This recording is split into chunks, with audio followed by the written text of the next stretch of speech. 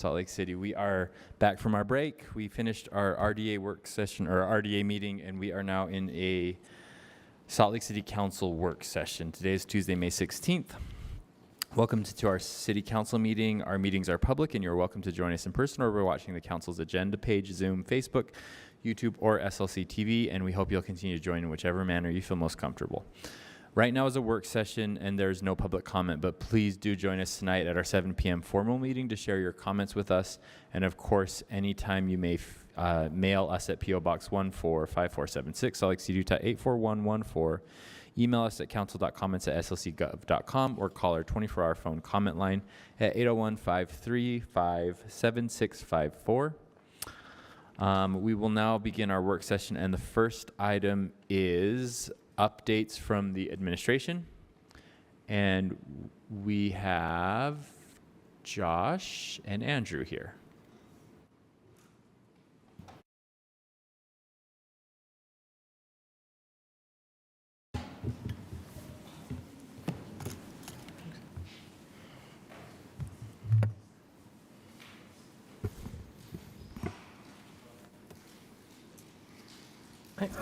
Good afternoon, council members. So we'll start in the next slide with the community engagement highlights. As always, is our webpage for residents to go and engage with the city. It's regularly updated with new surveys at slc.gov/feedback.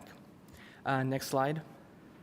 From other departments, we have a few updates of first, Thriving in Place. The anti-displacement action plan is now in the 45-day public comment period, the opening of which was noticed to recognize community organizations on May 12th.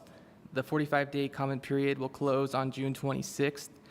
Community members are encouraged to visit the plan website at thrivinginplaceslc.org to review the plan and provide input.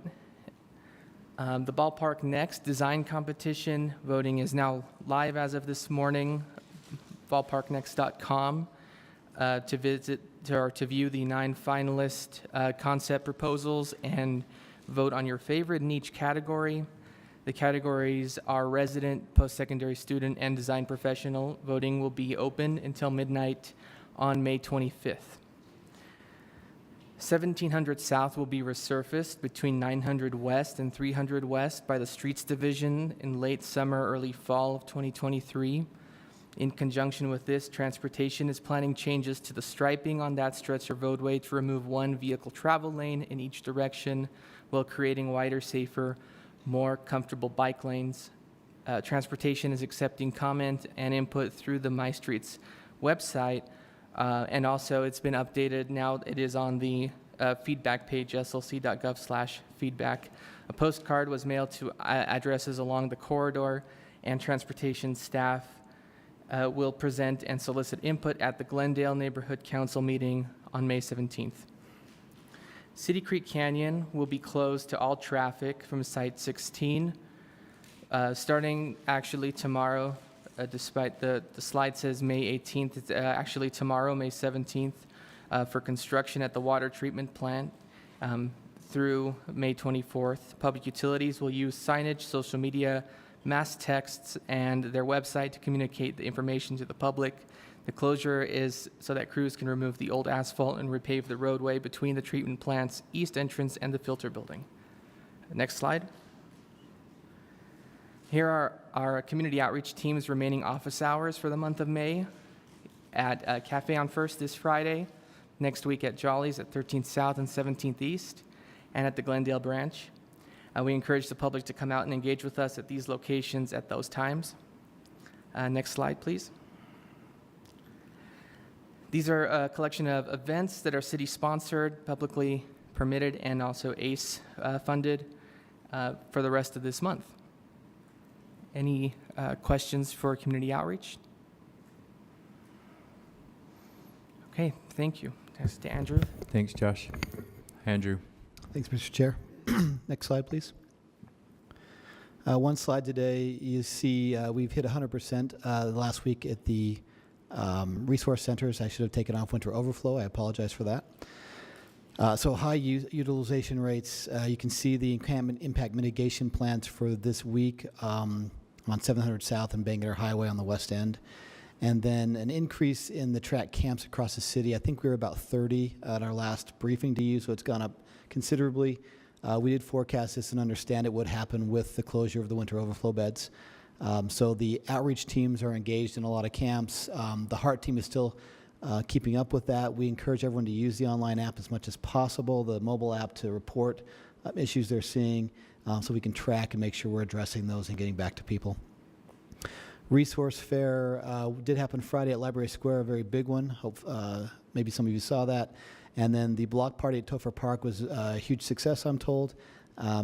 Big thanks to the HEART team and also Central City Community Council.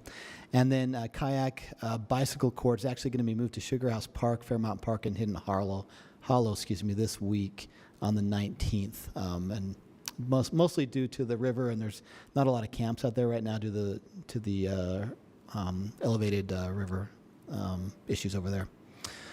The thing I want to follow back with everybody here on is coming forward, the plans for next winter's overflow. That process is set up by state statute, and I think the first meeting of the new task force that's made up of a lot of mayors and officials from Salt Lake County, facilitated by Salt Lake County staff, but led by COM, the Conference of Mayors, is starting this week in their meetings. They need a plan by August 1st to be submitted to the state. And the target amount of beds for next winter is 600 base, and then another 200 for a Code Blue emergency situation, so 800 total. So that'll start now, and I believe Councilmember Dugan will be joining those discussions, as will I. Yeah, we're meeting, Mayor Hall's having a meeting right after our COG meeting this Thursday, starting right after at 2:30, but the winter overflow shelter, that Excellent discussion. In addition, we have had ongoing discussions and work with Wayne Niederhauser at the State Office of Homelessness Services on the concept of additional year-round, hopefully, shelter beds. I don't want to say sanctioned camping. It's not really descriptive of what it would be like, but something that's lowest barrier on property that could be used and scaled up and down depending on the needs. We are still working on that. He's looking for property wherever he can find it. It's very difficult these days. He has some money from state allocation that's available in July, I believe. So that work is still happening to try and offer some more services in the meantime as soon as possible for folks who are outside. Councilmember Valderas. So thank you for the Resource Fair and Topher Park Block Party. We had a lot of fun. It was well attended, so we're very excited. Thank you to all the staff that was involved to making it happen. And we also had the Topher family, and we gave them a little certificate of for the heroic act that one of his family members had a long time ago, and that's why that park was named Topher. Andrew, I want to ask you about where are those meetings about with Wayne Niederhauser and the mayors about the Miami model? Where does that stand? Sure. So I think I attended one or two, and then I didn't hear about it anymore. So the city worked with the county and the state to get all the relevant players together. So that meant the courts, the jail, county behavioral health, elected officials, et cetera, Salt Lake City Police Department, et cetera. All these folks did trips to Miami to learn about it, and then came back and had discussions here about next steps. The plan going forward was for Salt Lake County Commission on CJAC, Justice Advisory Council, Criminal Justice Advisory Council, to take ownership of that process and lead it going forward. So Gene Hill at the county is actually leading that discussion with CJAC. Okay. We're still convening folks together to work on specific pieces of that. So Gene Hill at CJAC is taking the lead on that. Okay. So should I reach out to her? Yes. Okay. To get I can help you do invited? that as well, council member, if that'd be helpful. That would be very nice, because I want to make sure that we understand what's going on, if we can give any input, because we are the city that is affected the most, and also just to stay in the loop so that the constituents know what's Definitely. happening. Thank you. Thanks for following up on that. Council members, any more questions for the mayor's office? Thank you so much for being here every week.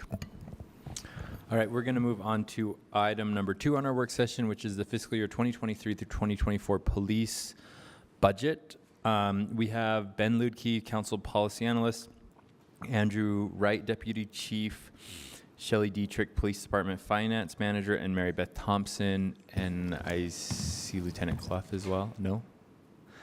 Before I turn the time over to you, May 15th through the 21st is celebrated as National Police Week, so I want to take a moment to recognize all the individuals who risk their lives every day in the line of duty to protect our community.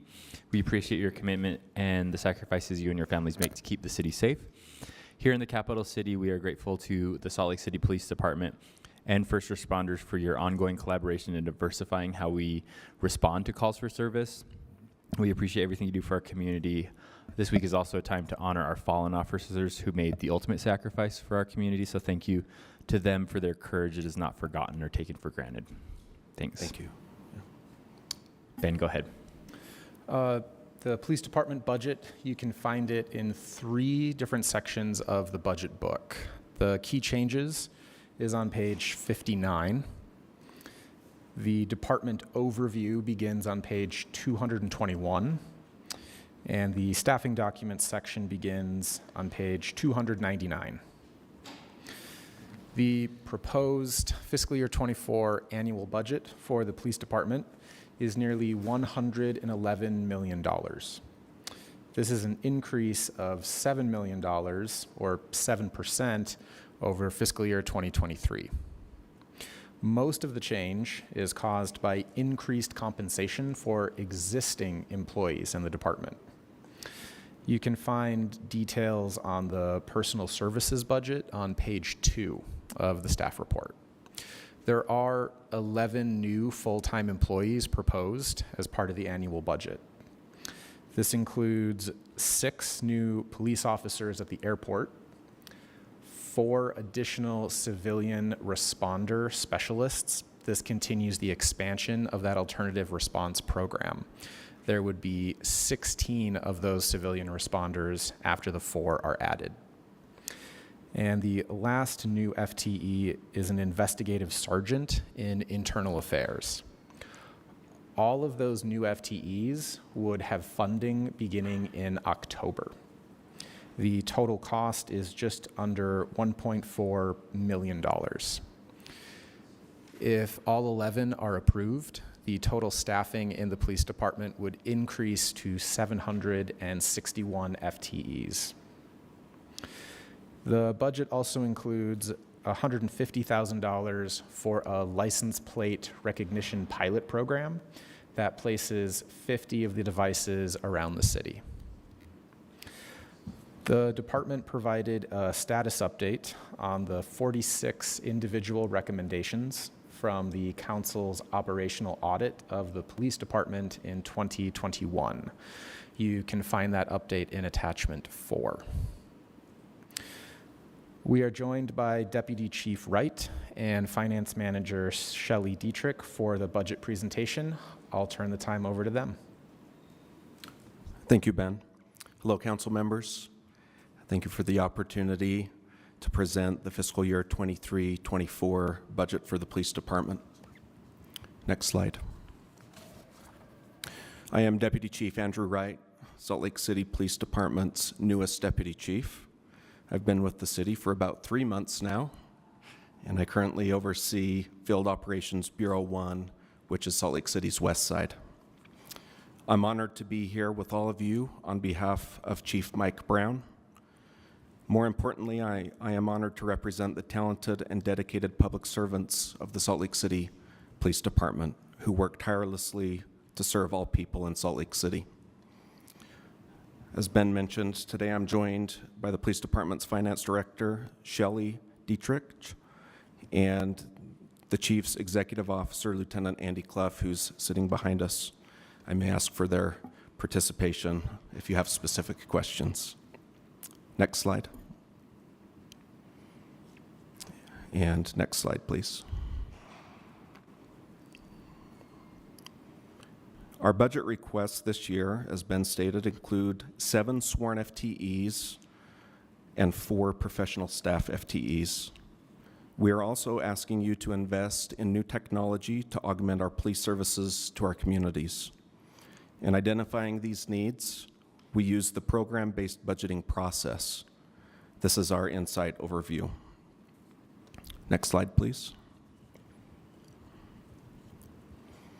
Our first program insight is the license plate or LPR program. During the fiscal year 23 budget process, we began a pilot program utilizing license plate readers. LPR technology is a system that uses cameras to capture and read license plate information on vehicles. We have been piloting 50 cameras. The budget request is for $150,000 per year to lease the cameras, software licensing, and data. This will be an ongoing budget request. The LPR system typically includes one or more cameras mounted on a pole or to a patrol car. After capturing the license plate information from vehicles, the system uses software to extract license plate information, which is then run through state law enforcement database of known or wanted vehicles. Throughout the pilot program, which was extended through the end of this month, the LPRs have proven to be an alternate response technology by providing efficient investigative work that would require a substantial number of officers or detectives and tens of thousands of hours to capture and process the same amount of information. Next slide, please. This shows the process that we used to highlight the program last year. And next slide.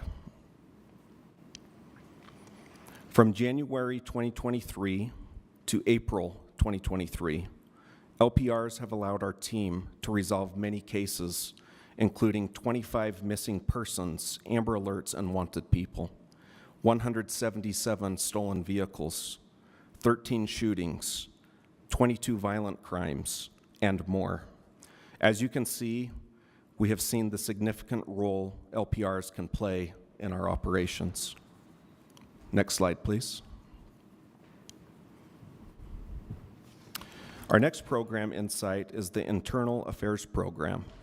The Internal Affairs Unit is a very important program. Go ahead. Just one second. We have a question from Councilor Pui. Yeah, so if we can go one slide back, that will help me make sure that I don't get crazy.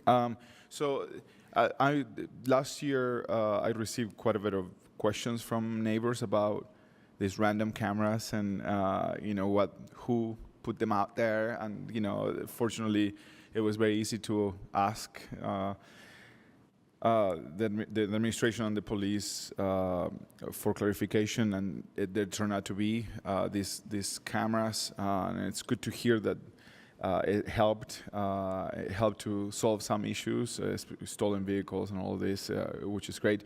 I received a question from a community member this last Friday, and it was a very good question related to using the cameras that we have, and possibly this ones, if this budget is approved, as a way of deterrent, by sort of highlighting that the camera exists. Because those cameras are small, they have a little solar panel, they're black, they look like a hunting sort of camera, right? Like it's very small. And in some parts of my district, i.e. North Temple, obviously we see a lot of things happening in that area, unfortunate things. And some of the community members were asking us, why don't we have little signs that says, there's cameras in this area? So I was wondering if there is some issues there, and if that serves as a deterrent for those that are trying to engage in criminal activity to go to that area. The camera is already deployed, right? I'm not saying that we need to add more cameras in the area, which I have been requesting some of those other cameras that have like lights. But the community member asked, why are we not highlighting the use of those cameras as a way of deterrent to try to break that cycle of especially on those hot spots areas identified by the police, in our city. I just wanted to pose that question. I don't think you have to have an answer right now, but I just wanted to pose it there because I think there's a lot of questions in my neighborhood about this. Sure. Yeah, I can respond to a couple of those questions. The LPRs shouldn't be confused with pole-mounted cameras. LPRs are a specific camera and specific technology that reads license plate information. I think what you're referring to is the pole cameras. No, I'm not confusing them. I know the difference between the two. I've seen them in my neighborhood. So I know the pole-mounted cameras have lights, and the officers can, zoom in on their phone live and look into them. The cameras these license plate cameras are different. They have a solar panel. They're smaller. What I'm asking is, can we highlight the use of those license plate reader cameras as a way of deterrent? And I'm not confusing the two different cameras. The cameras with the lights are very obvious. They have lights for that purpose. Right, right. This is a different camera that is meant to be maybe discreet, but when you're driving, maybe you don't see them. So maybe by highlighting with a sign, maybe we increase. We break some of that cycle. I don't know if I'm being clear. Yeah, absolutely. More of an awareness that they're being used. That's certainly something that we can look into. Right now, they have been on as part of a pilot project. So if you were to approve these, certainly that's something that we could look into. Thanks. Okay. All right, if we can go back to the next slide.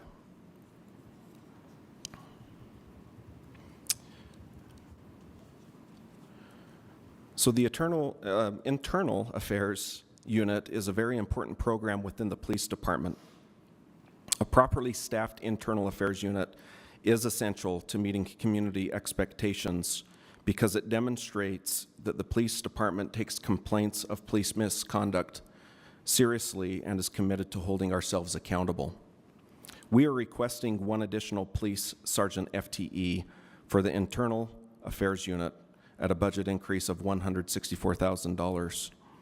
With an additional FTE, we expect to see efficiencies in case resolutions, increased transparency, and timely reporting.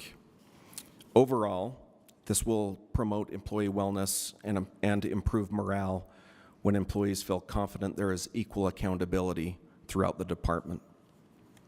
Next slide, please. Our next program inside is the Police Community Response Team, or PCRT. This is one of our alternate response models. Last year, you approved funding for 12 FTEs for the new Police Community Response Team, also known as PCRT specialists. Since the program was funded, we have developed, with input from dispatch, legal, and parks, job descriptions for the professional staff, created policies and procedures and training curriculum, and have identified equipment needs. We currently have 10 specialists working full-time with 2 current vacancies. We are looking to expand the community response team by 4 FTEs, as previously stated, for a total of 16. The budget request for 4 additional FTEs is just over $283,000. As you may recall, the community response team was designed to have specialists respond to low-hazard, non-emergency calls for service. Our specialists have gone through a substantial amount of training and are now responding to calls for service. Next slide, please. Mr. Chair. Yeah, go ahead, Councilman Dugan. Thank you for this section, and I'm really looking forward to seeing the benefits of the response team. I know we probably have talked a number of times on metrics, number of service calls they're taking off the sworn officer's plate so that they can respond to higher calls, and maybe response times on closing out cases. And since we just had the first 12 and our first 10 hired, I know we're gathering data. When would we think we could see some metrics that would kind of give us a good picture of how well they're being incorporated and how well it's working? Absolutely. No, thank you for that question. I am going to highlight a few of their successes here today, but certainly because they're new to being out on the street and responding to calls. Certainly, there's going to be more data that we'll be able to provide as that happens as time Great. goes Yeah, on. I'm looking at your next slide. I was like, okay, you're going on a separate subject. So, but there it is. All right, thanks. Okay. Yeah. Thank you. Responses by this team have allowed sworn officers to be more available for calls that require police response. Additionally, the specialists have diverted 132 staffing hours between April 26th and May 10th. The community response specialists have also expanded their call response capabilities through additional training for things like car battery jumps, first aid and CPR. They're also carrying AEDs in each vehicle, car lockouts, missing person searches, and more. They've taken the initiative to work with businesses and teach them how to report criminal activity through the department's website, and they're continually finding ways to engage with the community. Next slide, please.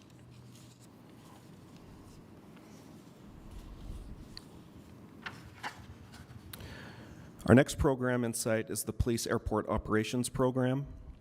As the Salt Lake City International Airport continues to grow both in size and passenger volume, so does our need for additional officers. In coordination with the airport executive staff, we are asking for 6 additional FTEs. And that, again, would be sworn FTEs. This is a budget-neutral request to the general fund. The additional staffing at the airport will help with physical coverage of the expanding airport footprint and help maintain a safe and secure environment for the passengers, airport workers, and airlines. Next slide, please. Our final program in sight is police operations. The budget requests to cover operational inflationary costs amount to just under $303,000. These additional increases cover supplies, contracts, and services. Next slide. Lastly, I'd like to give you an update on some of the alternate response programs we are utilizing in the police department. Our telephonics program has taken more than 16,000 calls for service from July 2022 to April 30th of 2023. Our social worker program has saved more than 1,500 staffing hours, and our community response team has saved 678 staffing hours. Next slide, please. And, Mr. Chair, when you talk staffing hours, you're talking about the sworn officers' hours. Correct, yeah. Okay, so could you go back that one slide? So 2,100 hours, so that's actually one full FTE. 2,000 hours is annual hours, 2080. Okay, thank you. Hold on, Dan, what did you say? 2,000 hours So is two- one 2,000 FTE? 2,000 hours is a work year. 2080 is actually considered a work year. 40 hours times 50 weeks, or 52 weeks, and then vacation, but 2,000 hours. So that's really, we've added, basically, I would say we've added one full-time FTE spread out across the city in different areas from these 2 programs. But that really doesn't, that's at the data line of hours, but probably even more than that because you have the prepare and disengage hours that are not always captured in that Yeah, hours. yeah, and these are estimates. These that are we were estimates. Yeah, yep. Yeah. And, yeah, very short periods of time. Yeah, And that's only, this is less than a year. exactly. Yeah. So this started back in February, but really they've been in training and the academy up until the very end of April. So really, these numbers are just from April until now, the end of April, so. Oh, so even more so from, right. So Yeah, that's very even- short time. Very short time, almost one full person for less than that, so times 4, so yeah. Yep. This is very helpful. Yeah. Does that make sense? Thanks for that. I just want to clarify that these are new metrics, and so creating a standard for how to measure this is something that's still being figured out. So I would say subject to change, but looks encouraging. Yeah. Thank you, Ben. All right. Well, we want to thank the mayor and all of you on the council for your continued support of the Salt Lake City Police Department. Without your support, we couldn't expand the great services our team provides to all the people who live, work, and play in Salt Lake City. With that, we'll take whatever questions you may have. Council members, any additional questions? Dugan? Yes, thank you, Mr. Chair. I'm looking on page 223 of the budget book, and it has the social worker and homeless outreach, 200 referrals per quarter for services, and then it has 20 actuals, 21 actuals, and 22 actuals. And the 22 actuals go up to almost 2,900. Sounds like referrals. And then our 23 actuals say 800 with a target of 700. And those numbers just seem confusing to me. And I should have sent these notes to the staff earlier, but I didn't notice it until this weekend. So I had the same question. Okay, of course. And this is one of a couple errors in the performance metrics. If you look at the last page of the staff report, it has the correct numbers. Yeah. Council members, any other questions? Yeah, for so police- quick question on, I mean, it's policy question number 2, and it related, it's something I've been feeling very strongly about, and it's related to the substations and the timeline on those.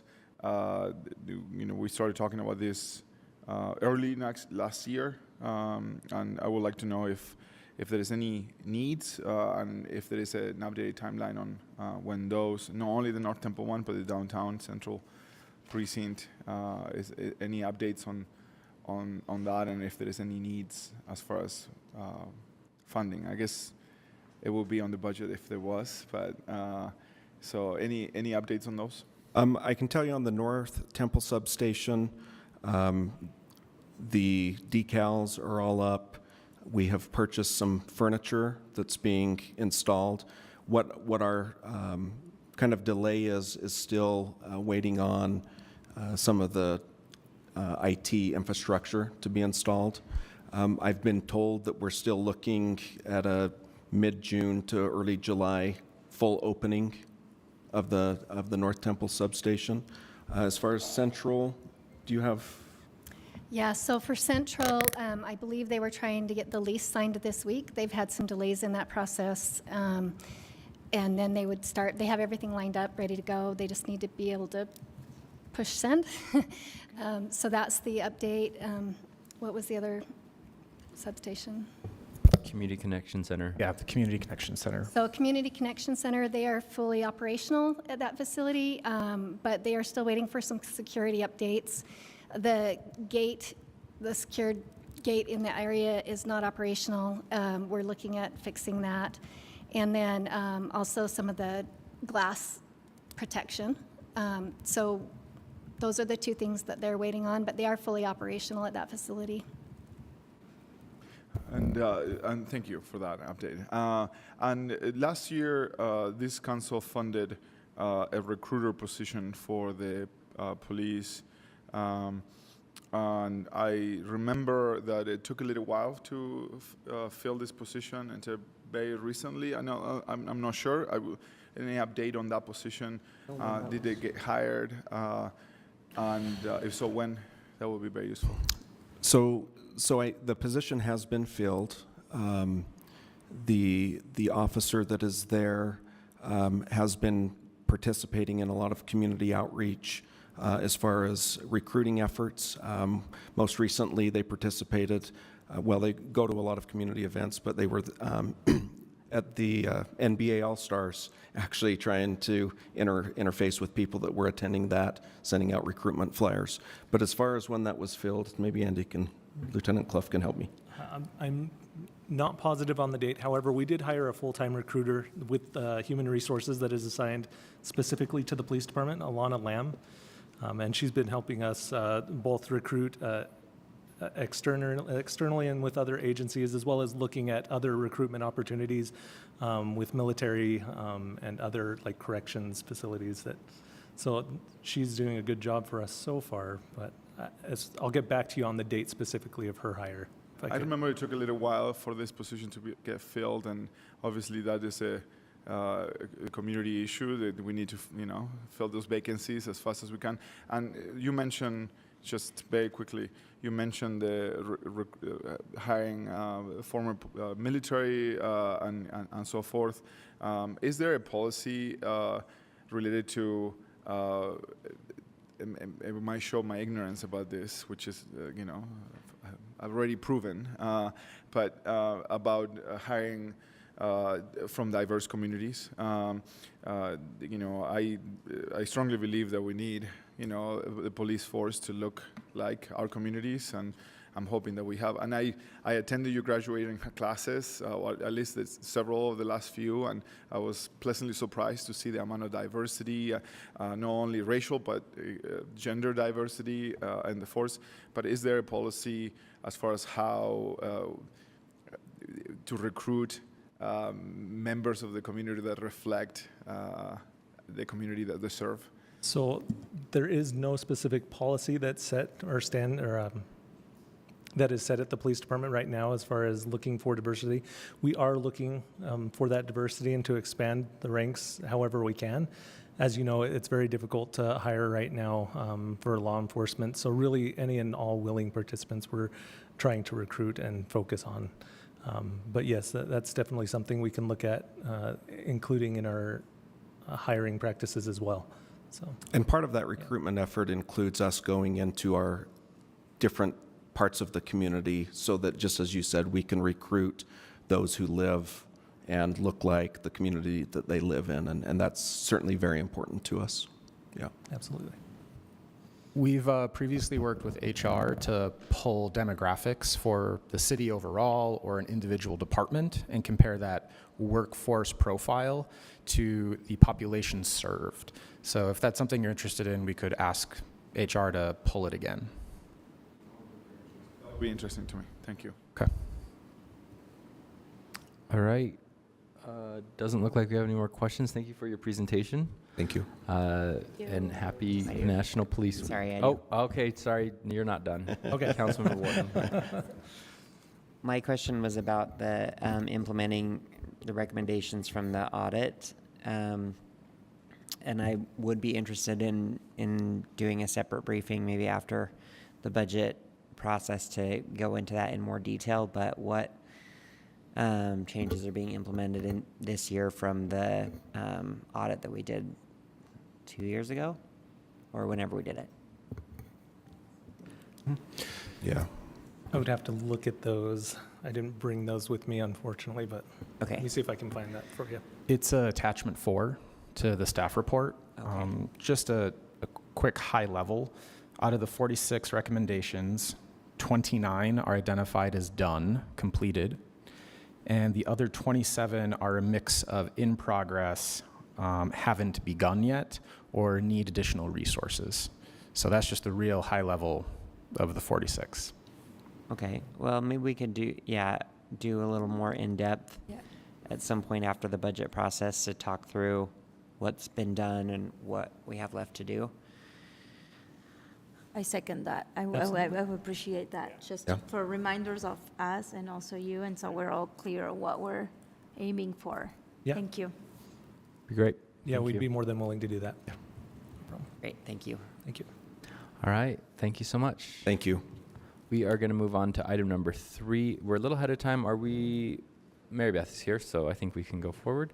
Item number 3 is the 2023 through 24 budget for proposed compensation for city employees.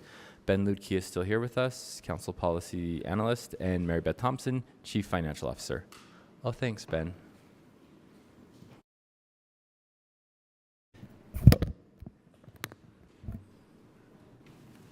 And I see our HR department is here as well.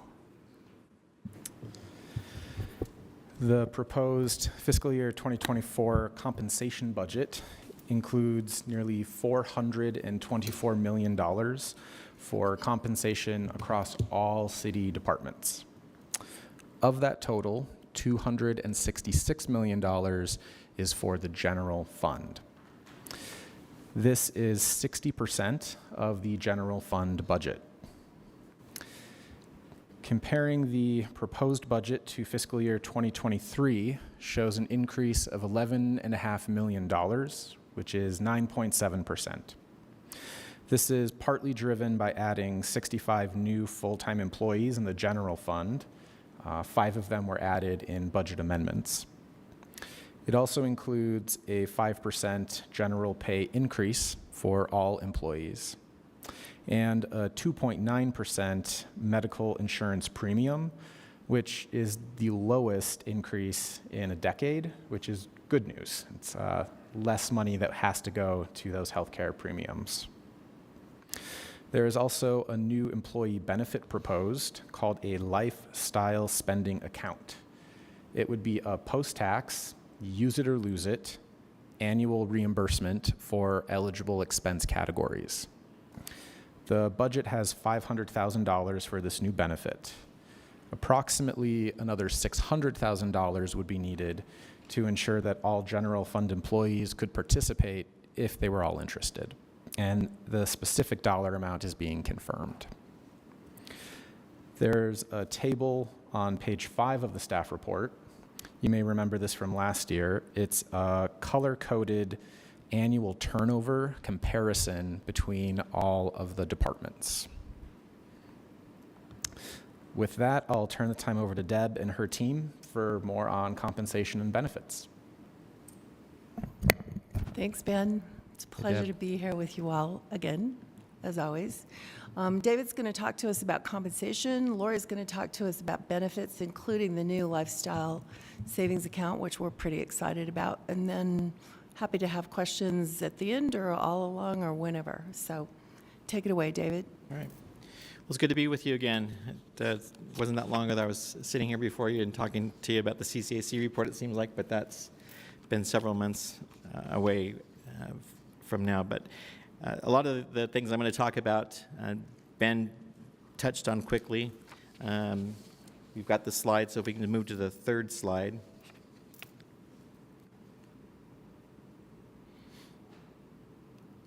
This just highlights, again, for you the general and merit increases. This it includes something for everybody in the city. Ben's mentioned the 5% base salary increase that's been proposed for all employees. That totals to $8.9 million, and 6.1 of that is from the general fund. Merit increases are those step increases that our union-covered employees are eligible to receive. And as part of the wage structure that we have in place for them, they are entitled to those increases for the most part every other year. It's not an increase that they see every year. So those employees who are eligible, the total cost associated with those step increases this year total $1.06 million, and about $636,000 of that comes from the general fund. Next slide. Specifically for the non-represented group of employees, this is about a third of our workforce who are not represented by union. What they will see will include a general increase, which is a base or salary increase of 5%, and we'll also be adjusting the salary ranges that they are slotted into. Covered employees include our paraprofessional and administrative support staff who are not represented by a union, professional staff, appointed department leaders, and elected officials. Next slide. Specifically for AFSCME, I'm going to talk about the union groups. One thing to note is that we are currently in negotiations still with AFSCME, so there's no specific amount to report to you as to how much of an increase we'll actually be giving there. But they are slated to receive step increases, as has been negotiated in this and in past years. And we've got a range of figures there to just highlight for you when they receive those increases, what those amounts typically are. And again, they're not getting those increases every year, so the amounts when they do receive an increase tend to be slightly larger. Next slide. For our firefighters, just to mention again, we negotiated a multi-year agreement with the firefighters. This upcoming fiscal year will be the third and final year of that agreement. In that original agreement, the union we negotiated with the city for a 3% increase, but what's actually incorporated into the budget is a 5% increase. And that adjustment was made primarily to help us keep pace with market. Because of the sort of adjustments that we've seen other fire departments around the area make, many of them made larger increases or granted larger increases due to inflation and other economic conditions affecting employers like the city.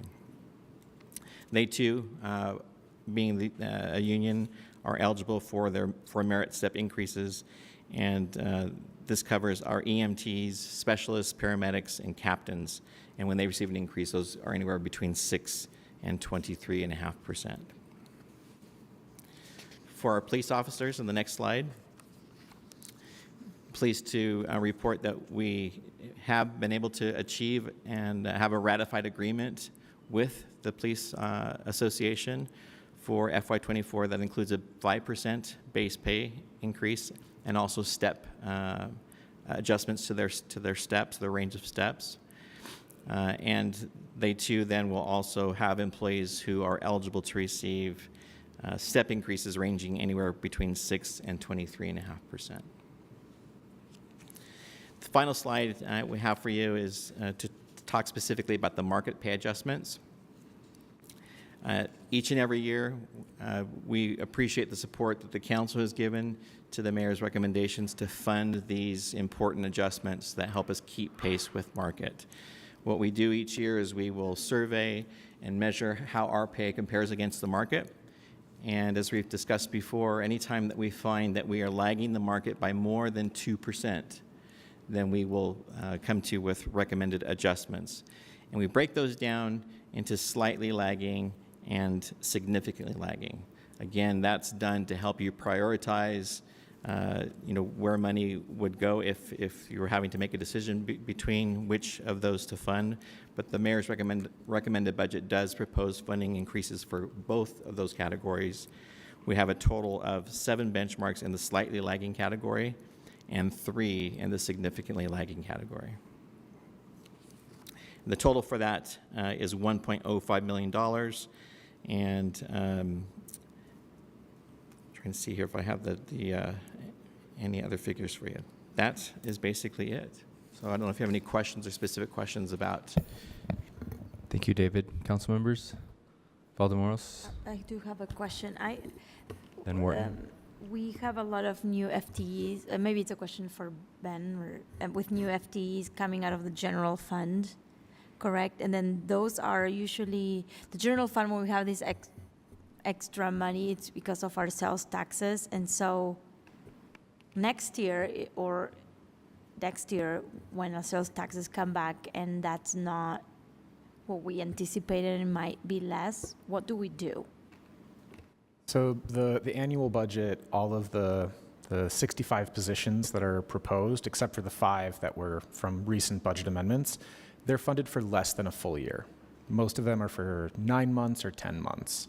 So they wouldn't be hired until October or September. Okay. But the next annual budget would need the full 12-month funding for all of those positions. So we have to recognize that that additional cost would need to be built in. If a worst case scenario happened, like back in the Great Recession, where mid-fiscal year, a recession hits, I think it would be a budget amendment discussion to revisit those expenses. If I remember what the city did, and this was before I was with the city, I think CIP was the main mechanism where projects were stopped mid-year, but there were several other ways that the council looked at trying to make up that funding gap given the decrease in revenues mid-year. I think Cindy might remember more. Okay. Thank you, Ben. That's Cindy, helpful. please. Yeah. So, and when we mention extra money, I think there's probably not a thing considered extra money, just because most of the city services are not yet funded at a level that the public is asking for. So while we have funding to go towards street maintenance and pothole repair and things, it still is probably not enough in the eyes of a lot of people. So we have more revenue than we had last year, but I don't know if it's extra. So that's the hard part. But when these shortfalls have occurred, the city sometimes has had to use layoffs as a tool. So in addition to the CIP, the city has not filled vacant positions and has also laid off people who are in jobs. The recession that Ben was addressing, the city employees also all took a 2% pay cut. So. And Cindy Every tool that possible is used. Cindy just reminded me in fiscal year 2021, when the pandemic hit, we did a across-the-board hiring freeze. So that's another tool that could be looked at. Your question does highlight the increasing reliance of the general fund on sales tax revenues. I think it's 35% is what's projected for fiscal year 24. And it's great that that revenue is coming in, but it's historically more volatile than, say, property tax. So it does change some of the calculus, as you're pointing out. Okay. And I think the other thing that you might have been getting at too is that naturally, if the employees are performing a function that needs to remain in the view of the citizens, then what that does is create a property tax increase if the sales tax revenue isn't coming in. So that's been a problem too. Right. Councilmember, Thank you. Councilmember Wharton and then Pui. Can you explain the lifestyle benefit again? So it would be, you don't have to pay into it. You just, at the end of the year, you can get up to a total of $500 for any one of these categories. Councilmember, we're about to do a presentation, and it goes into a bunch of detail. Oh, okay, great. Yeah, so, but for sure, we'll come back to it, okay? Okay, great. Yeah. Is that today? Is that part of your Yeah, is that presentation right today? now? Yeah, there's Lori has a presentation. She's going to cover those. We're only halfway Sorry, done. Okay. sorry. Yeah. May I, maybe this is another question that I might be also asking ahead of the presentation, is related to minimum wage and adjustment of the minimum wages that, the lower wages that we're paying. I know that there was an adjustment done, but this, the inflation affected all of us, certainly those that are paid in the lowest bracket of employees in the city. So it is interested to me. I'm interested in looking into that and seeing if there is an adjustment to be made into the lower brackets paid in the city. So that's something that I'm very interested in. We've done some work on some of that. I'm not sure it's going to address everything, but I'll let David tell you about what we've done so far. Okay. So to our current rates for regular full-time employees, the 5% general increase we're talking about, it's not only going to be an increase to employees' actual wages, but to the ranges that they sit in, those jobs. So we will see an adjustment to those by 5%. What I thought you might also be referring to is the city's living wage, perhaps? Yeah. Okay. I will let you finish that and Okay. see. Maybe that answers. And in the past, the Citizens Compensation Advisory Committee has highlighted that information in their report. This year, there was the new rate, the new updated rate, hadn't yet been published at the time that the committee completed that report. And so there was no additional information there. But since that time, it's something that we watched for, and we do see that amount, that estimated amount, has increased.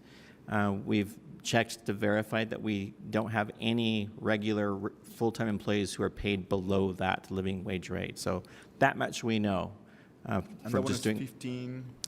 It's currently 15.10, 15.11, somewhere in that range. Now it sits at about 18.06 an hour. And again, none of our regular full-time employees are paid below that rate. Below the 18. Correct. Okay. And I mentioned this because obviously it's hard to hire when we're paying in the lower. And I'm driving by Burger King. It has a gigantic sign that says they're paying $18.50. and to start, and they say to start. So I just want to make sure that we're still competitive, not to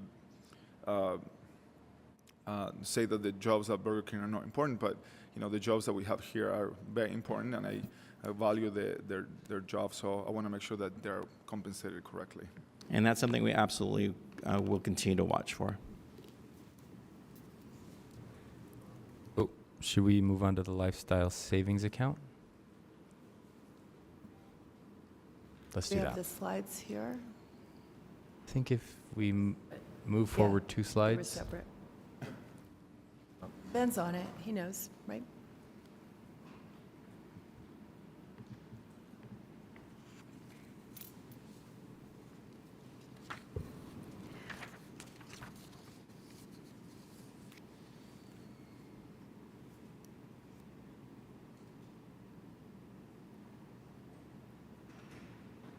Okay, are you ready? I am Lori Gayton, and I am the benefit manager. And this last year, I was tasked to try to find some solutions for a variety of needs for employees: daycare, out-of-state travel, retirement, housing, those types of things. The problem is when you set up one type of benefit, then everybody else is like, but what about us? How come we're not getting something like that? Then I came across the lifestyle savings account, which was just put into place in 2018. So it's relatively new, and then with COVID, not a lot of people knew about it. So I did some research and found it could fit the need of all of those things. And the way it works is the city would give the employees, all benefit eligible employees, a dollar amount each year to use to better their lifestyle. What everyone's needs are. Do I need to put some money into my retirement account? Do I need to help pay for housing? Can I use this for my daycare, my elderly care, if I'm caring for a parent? Would this help with, financial assistance? Fitness, maybe I need to, get better fit. Maybe my student loans, thank you, Deb. There's a lot of needs. We also have a lot of benefits within the city, but all the cost of those benefits, tuition and reimbursement went up last year. We have a designated amount. This would help fill that gap for people who have tuition, and the student loans, of course, as well. So the way the plan works is we design it. We get to choose how we want to use it, if we want to put limitations on different types of benefits. The employees go out, they incur an expense, they submit it, they get reimbursed for it. And we're hoping that employees love it, and we can get a lot of feedback, and they can tell us, well, I wish we could have had something in this category. It's an after-tax benefit, which allows us to design it. There are no rules. The money is given to the employee, and it's taxed, whatever they use on it. So we get to write the rules to this plan. So I'm going to add a couple of things. When Lori was talking about this is a plan that was developed 2018 by the internal, well, it's pursuant to internal revenue guidelines. And as far as we know, based on the work Lori's done, we understand that we are probably the first public sector entity in the state who would be proposing this, and only the fourth public or private entity who's looking at this. So we're feeling pretty excited about it. We think it's pretty progressive. Go on. You can go to the next slide. Oh. And again, this is just talking about what the plan is and how it works, how it's designed. Again, we're the employer. We get to design this program. We get to set the rules up, and we get to tell how it's reimbursed. It just opens up a variety of benefits to all employees and fit their needs. Maybe it's financial, maybe it's fitness. We get to help. You can go to the next slide. This is just a sample of what we could use it for. I mean, you can see how much we could use it for.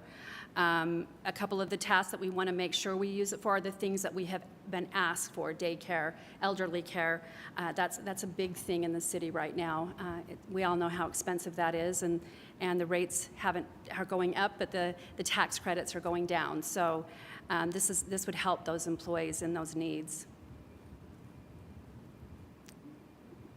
You can go to the next one.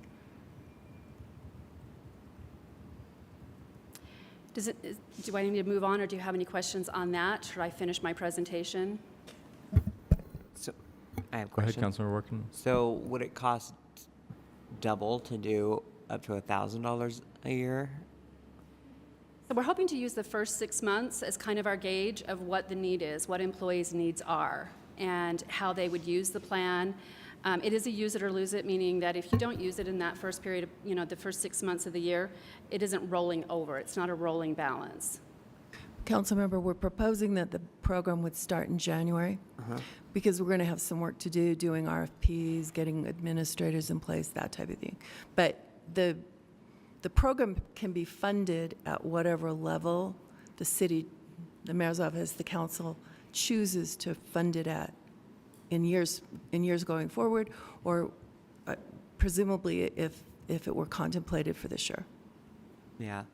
Well, I mean, not that I don't appreciate it and think that it's great, but like when it comes to like a student loan payment or a daycare payment, when you talk about a year's worth, it's like such a small amount. I wish it could be, but some of the other payments, it may cover all of it, like for a gym membership, it could maybe cover the whole year. So yeah, I wish there was more. I wish we could do more for some of those like bigger ticket things that employees are struggling with. And one of the beautiful thing about this plan is you can set limits. So like, let's say we only want to put $250 eligible for fitness. So an employee can only spend $250 there. If we wanted to do different limits under different programs, we could definitely do that. Depending on the funding, of course. Yes. Yeah. Yeah.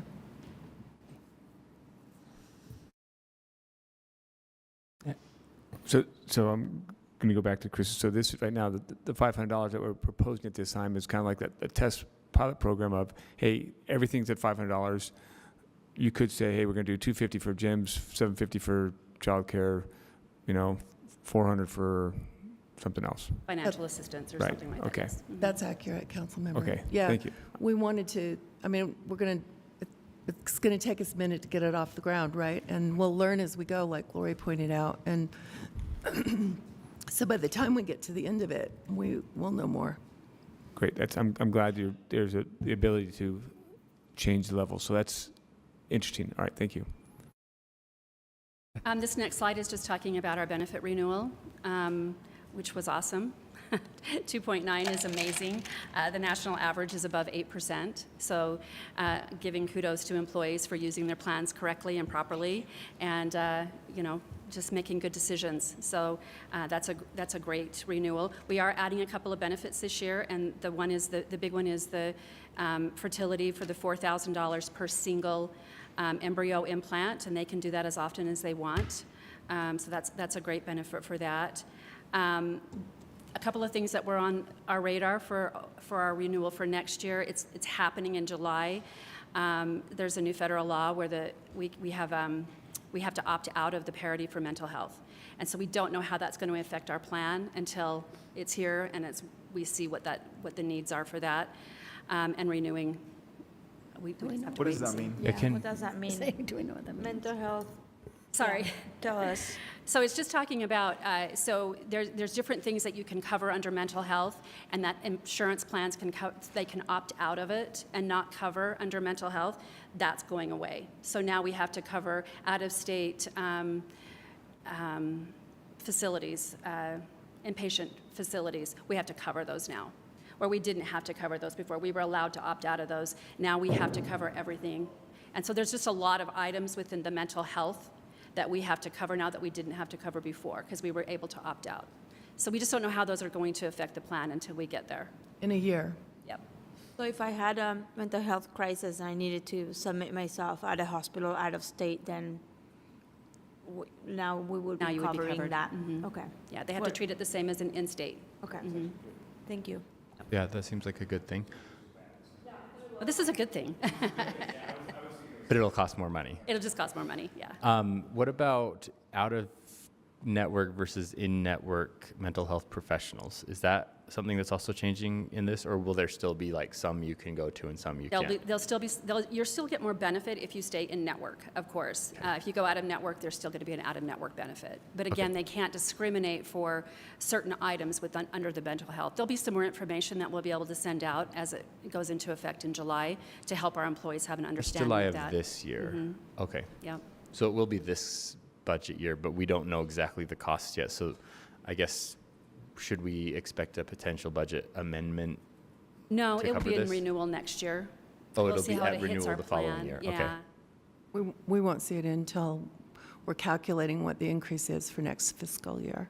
I see. So the benefit becomes available July 1st, but when we go to renew next year, they'll say, well, this is how much it costs you. So, okay, got it. That makes sense. Thanks. Yeah, and I would just like to say what Ben said, what Lori said about a 2.9 renewal rate. When we learned about it, I called Mary Beth and said, I have a Christmas present for you. I mean, no one has those. And the reason I would like to say, oh, it's because, we manage that plan so well. And it isn't that.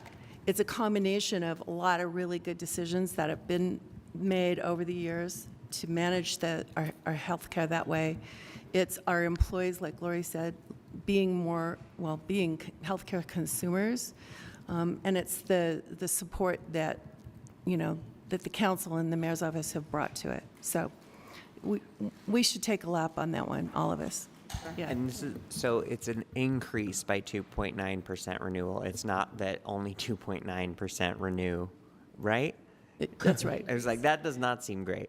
Yeah. But if it's on top of, so what's the total? No. That's the increase in our premiums. Right. 2.9% From one year to the more next. expensive than it was last year. Right. I thought it was like a percentage of the people who choose to renew their current plan, and I was like, no, that's not good.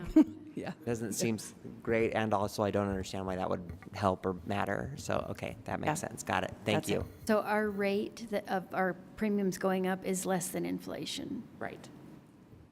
That's true, too. Very good. Exciting. Yeah. Yeah, and the dental plan, we did not have an increase. For employees that are single or two-party, they actually got a decrease. So if you're in a single or two-party plan, it Maybe I went down should relook at that. 7.5%. Yeah, Oh, man, I'm yeah. never been more excited to schedule a dental appointment. Thank you. Yeah, so that's a great benefit. The short-term, long-term, those rates stayed the same this year. Okay. Oh, is that the end of your presentation? It is. Okay. Council members, any more questions on benefits or compensation? Thank you so much for the work that you do on behalf of Salt Lake City employees. It's very important, and we are the best place to work, right? Thank you. So thank you for Benefits helping are us amazing. create that. That's what we get up every day to do, so thank you. Yep. Thank you. Thank you. All right, council members, we are scheduled for a tentative break, and look, we are exactly on time. So let's come back at 4:55 from our break.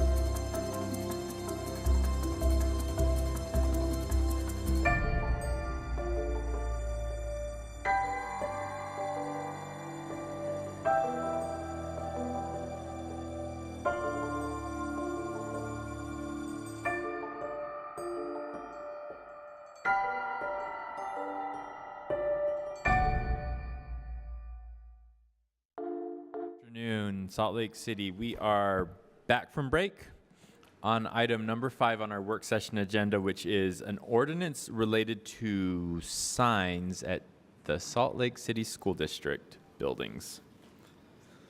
We have Brian Fulmer, Megan Booth, and I see Wayne never mind, just walking around.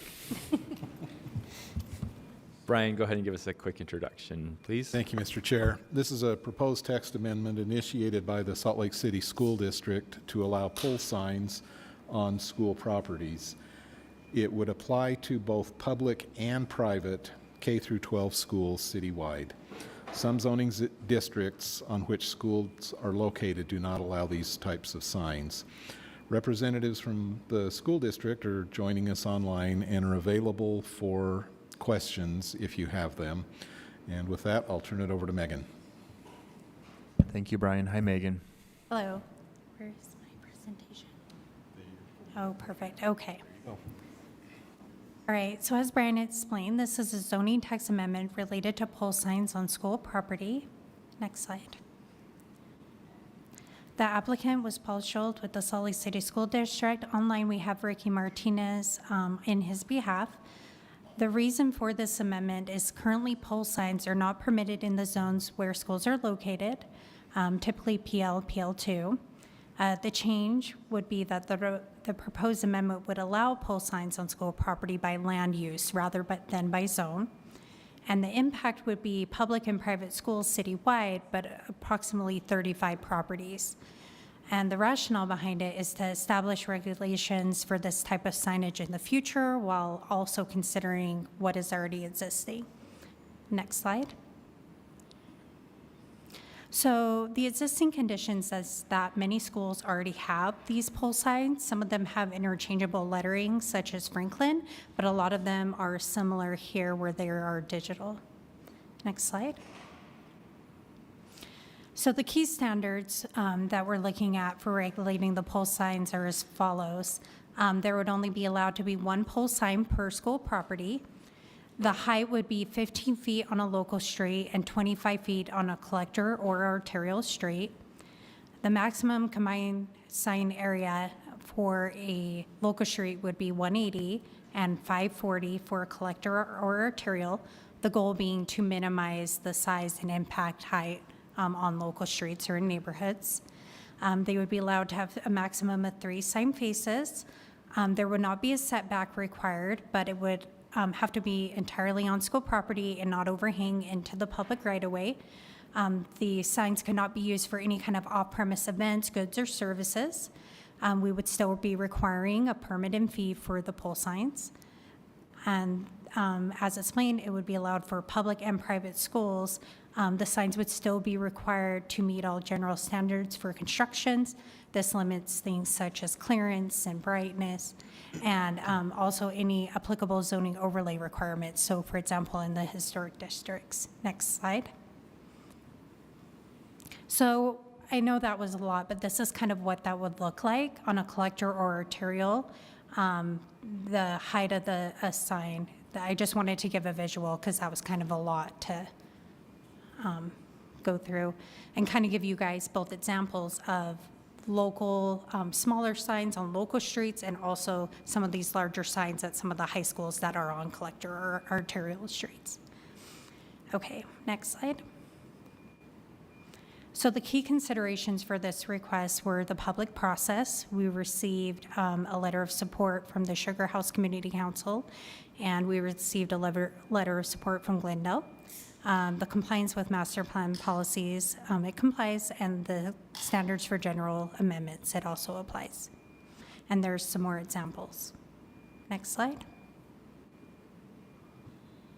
So a recommendation would be to allow the signs, again, many of them are already existing, provided that they comply with the following requirements: number of signs, maximum height, total combined sign face area, no off-premise advertising, meet the general standards for construction and all applicable zoning overlay requirements, and it would also be subject to permit and fees.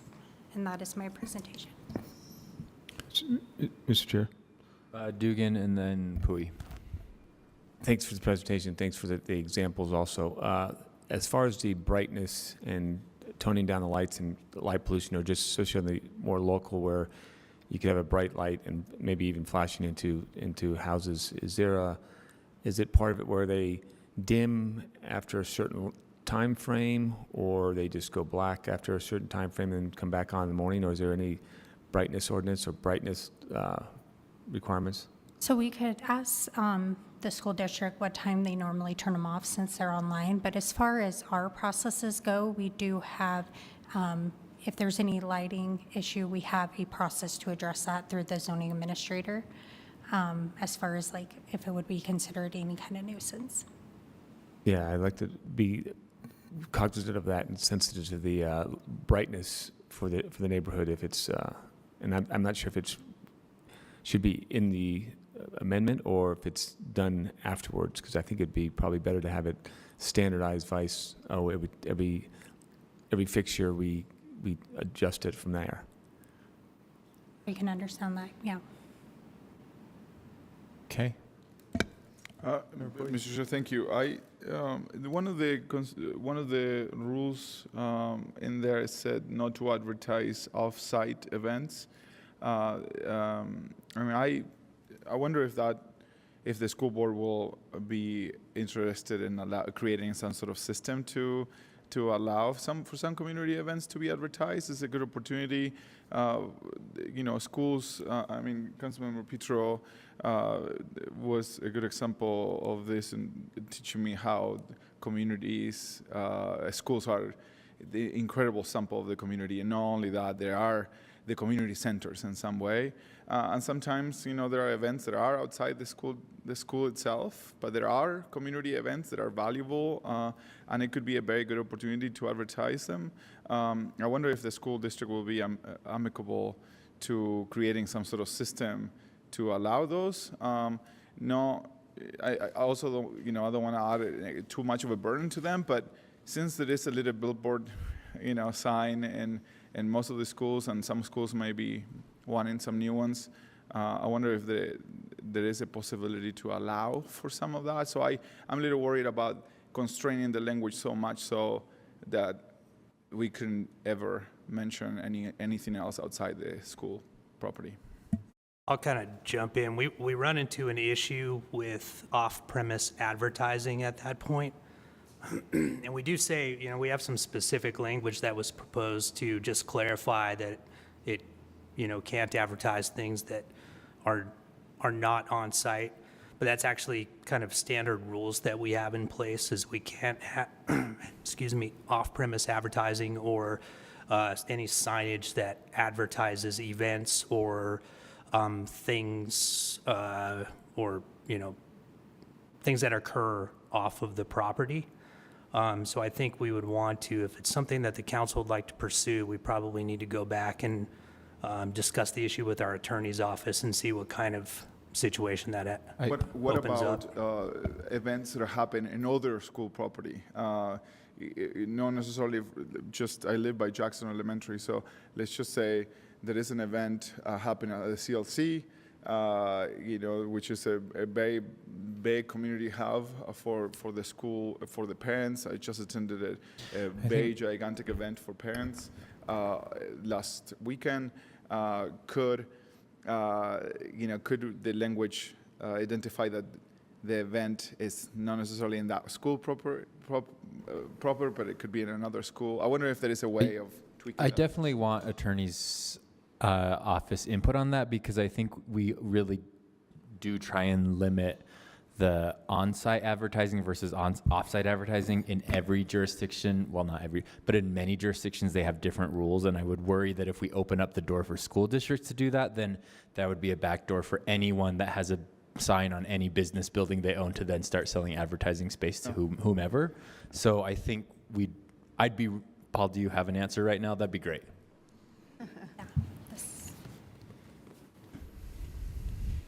Thank you. Paul Nielsen with the City Attorney's Office. Happy to answer any questions. Allowing off-premise sign here would be concerning. First of all, they are prohibited in the city. If we were to open the door for this type of use, or any property owner, we put ourselves in a position of jeopardy to have to do that for others. Me too. Yep. Yeah.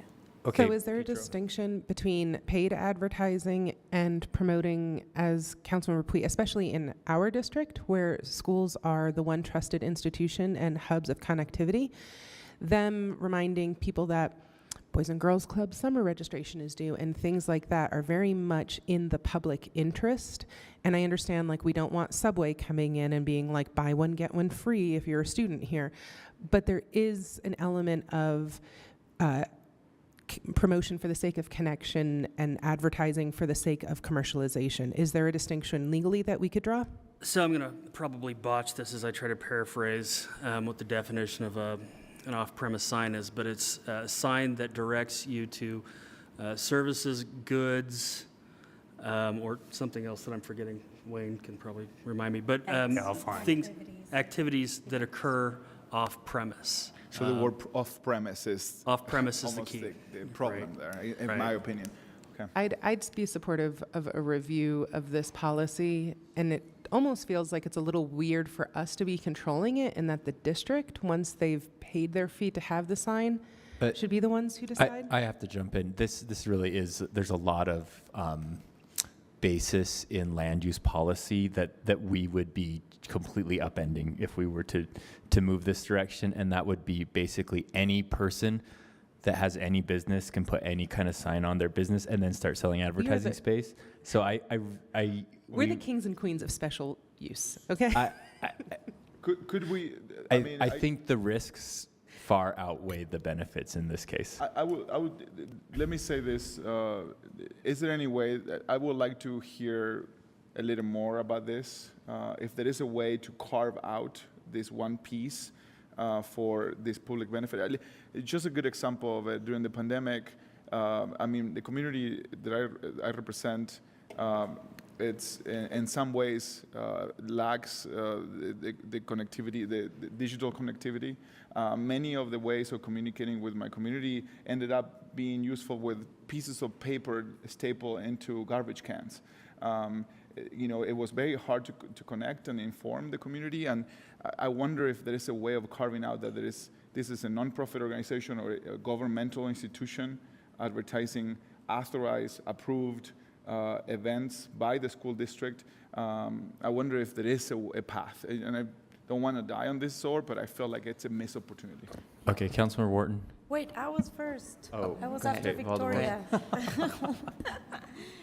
I think I'm with you guys a little bit because I feel like a fundraising event in benefit of that said school, but might be off premise, you could advertise here or, and I know this enters into the commercial part, but sometimes businesses, if you buy into their business, they match dollar for dollar. So if somebody buys something at a business, then they will give the school the same amount of money to benefit the school and the kids and all of the things. And so I think we need to find a happy medium somewhere there because it is a missed opportunity for school fundraising and other connectivity issues with the community. I mean, come on, really paper on like trash cans give me a break. So, thanks. Councilmember Wharton. So, can you tell me more specifically like what the problem is that led to this? Because if I think about the 3 high schools in Salt Lake, they all have signs. So which one is what led to this? What led to this is there was an enforcement case because the sign was not allowed on in the PL zone. Which one? A pole sign. So which one? East High School. And So basically what's happened is that the signs have been installed without permits. And in a lot of locations, they're not allowed. And I don't want to kind of point out it's a problem with the school district necessarily, because there has been, over the many years that I've worked for the city, a lot of confusion on whether or not schools need to comply with local land use regulations. And by state law, they do, but there has been a lot of confusion in the past and a lot of, I think, even city staff that have thought that they were not. So, but it is just the case. They're there. But this isn't a new sign being built at East. This is like the sign that's been there. Yeah, these are forever. existing. This would legalize a number of existing signs. Okay. Okay, so it's not something new. This is like poles that have been there for a long, long time. Okay. That makes sense to me, but I guess I don't hear anybody saying that there aren't lots of scenarios where it would be helpful to advertise it. But just because we want there to be a happy medium doesn't mean that there exists one under the law. And so I think it's not a question of like, is there value in advertising offsite? It's does it outweigh the value of the sign being taken over by a business that can say, I'm a booster and I need to occupy a majority of the sign for my Subway franchise. And for me, I worry about that, opening that floodgate, because you already have, when you drive by schools, especially high schools, a lot of businesses that are advertising there. The majority of things that are advertised at the school on the sports facilities and stuff are private businesses. So I think we're fooling ourselves if we think that that's not going to happen with the signs as well. I did want to ask one question. There's a restriction to one pole sign per property, but there are schools like West High that have frontage on two larger streets, 3rd and 4th West. Would those have an exception to have a second pole sign? We could modify the text and say, you know, if you have Don't two. they already have 2 pole signs at West? I don't know exactly. I believe they just They have only the have one? one. Okay.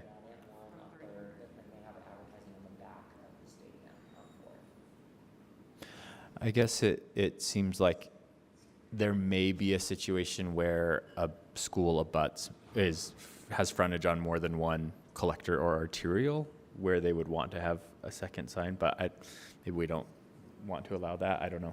East seems like it might, yeah. So that's the one thing in the ordinance that I was wondering if maybe someone from the school district can say, no, we're never going to put a second sign, and then we can drop it. But it seems like if it were that, I wouldn't want to limit. Yeah, I think that's why the suggestion was one.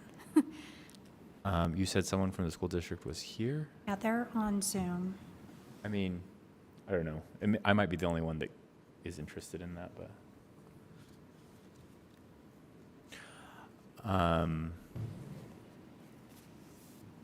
Mr. Chair. Yep. They just don't have cameras on. If you'd like them to speak, we can identify them. I guess while I'm there, I guess since they are the applicant, they're entitled to 5 minutes to speak. So let's just do that right now and see if anyone from the school district is online and would like to kind of answer some of our questions or speak to this.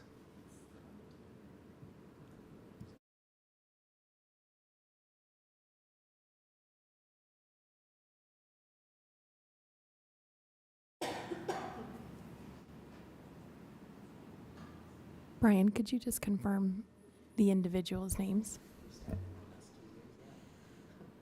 It's Ricky Martinez. Thank you. Yep.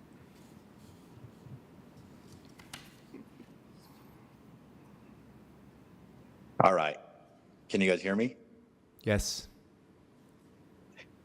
Yes. All I could say is I do agree with what you guys are saying about that path of advertising. With the district, it will open doors for, even if you try to make it towards, groom it towards us, it still opens the door. So on that, yeah, I agree. And by you asking about if we're going to put up 2 pole signs, no, we would follow the law. We would follow the amendment. We wouldn't put 2 up. But and I do want to say this is a vital communications tool for the community. And that's why we want this amendment, is because of how crucial it is to get that essential information out to the community.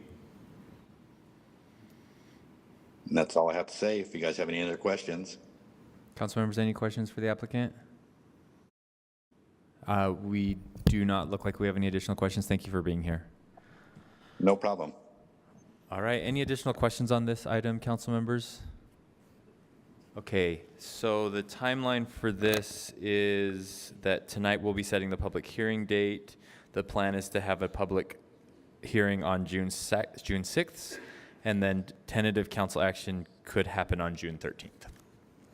Thank you. We are moving on now to item number 6, which is the downtown building height and street activation text amendment follow-up. We have Brian Fulmer and Kelsey Lindquist here for this item. This is something that we have brought back to a work session. Our original schedule was potential action tonight, but that's been taken off of the agenda for tonight because there have been some additional questions that we were hoping to be able to clear up here, and we didn't want to rush that discussion. And so hopefully we can clear up council members' questions during this discussion. Brian, do you want to give us a short introduction and then? Sure. Just as Council Member Mono said, you're continuing your discussion on this, and there are some straw polls that will help guide staff in how the council would like to proceed.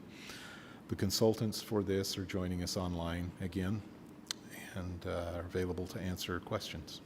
Thanks, Brian. Kelsey, do you want to give any introduction, or should we just jump into the discussion? Just jump in. Okay, Yeah. Thanks, Kelsey. Mhm. And I see Jessica, you are the consultant, right? We are, so council members, there are a list of 8 potential straw polls, which I think is a good place for us to at least get to. I've read through all the straw polls, and I think they're all important for us to address in this discussion. But before we jump to those, are there any general questions, people having confusion as to what this ordinance does or how it does that in the beginning? Okay, Councilor Wharton. I'm going to just ask the question that I asked earlier. Yes. But publicly. So there's been some confusion about people who have written in about whether or not this increases the height in FBUN districts. And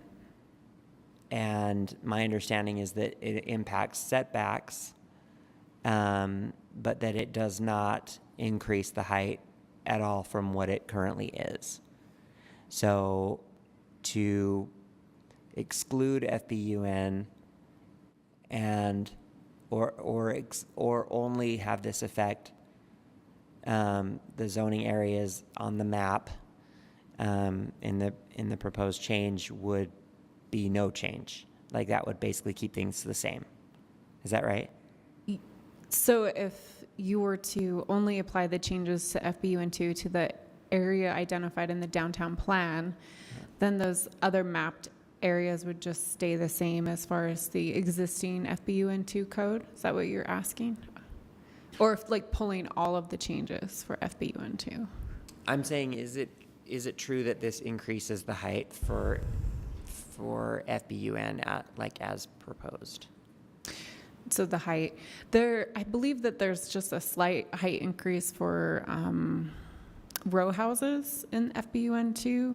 Okay. The primary change that I've discussed previously is that Central 9th Community Council has voiced concerns for a number of years, basically since the implementation of form-based code, of quality of life impacts that FBUN2 has made on their community.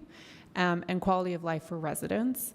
Mm-hmm. So what we did was we took those public comments, worked closely with some members of the Central 9th community to really create a well-balanced code that still achieves the density we want to see in form-based, but creates a better quality of life through larger setbacks and required open space.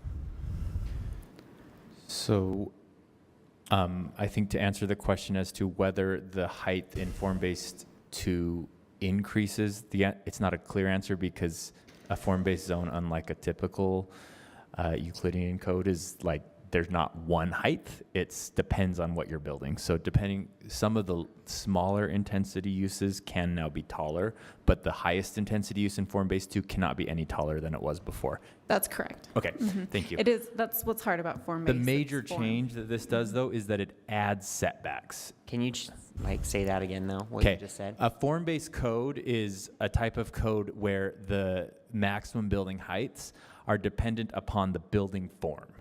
And the code identifies specific building forms, one of them being multifamily, one of them being row house, one of them being a cottage, things like that. So some of those lower intensity uses like row houses can be taller than they used to be able to be, but still cannot be as tall as a multifamily apartment, which is also allowed in that zone.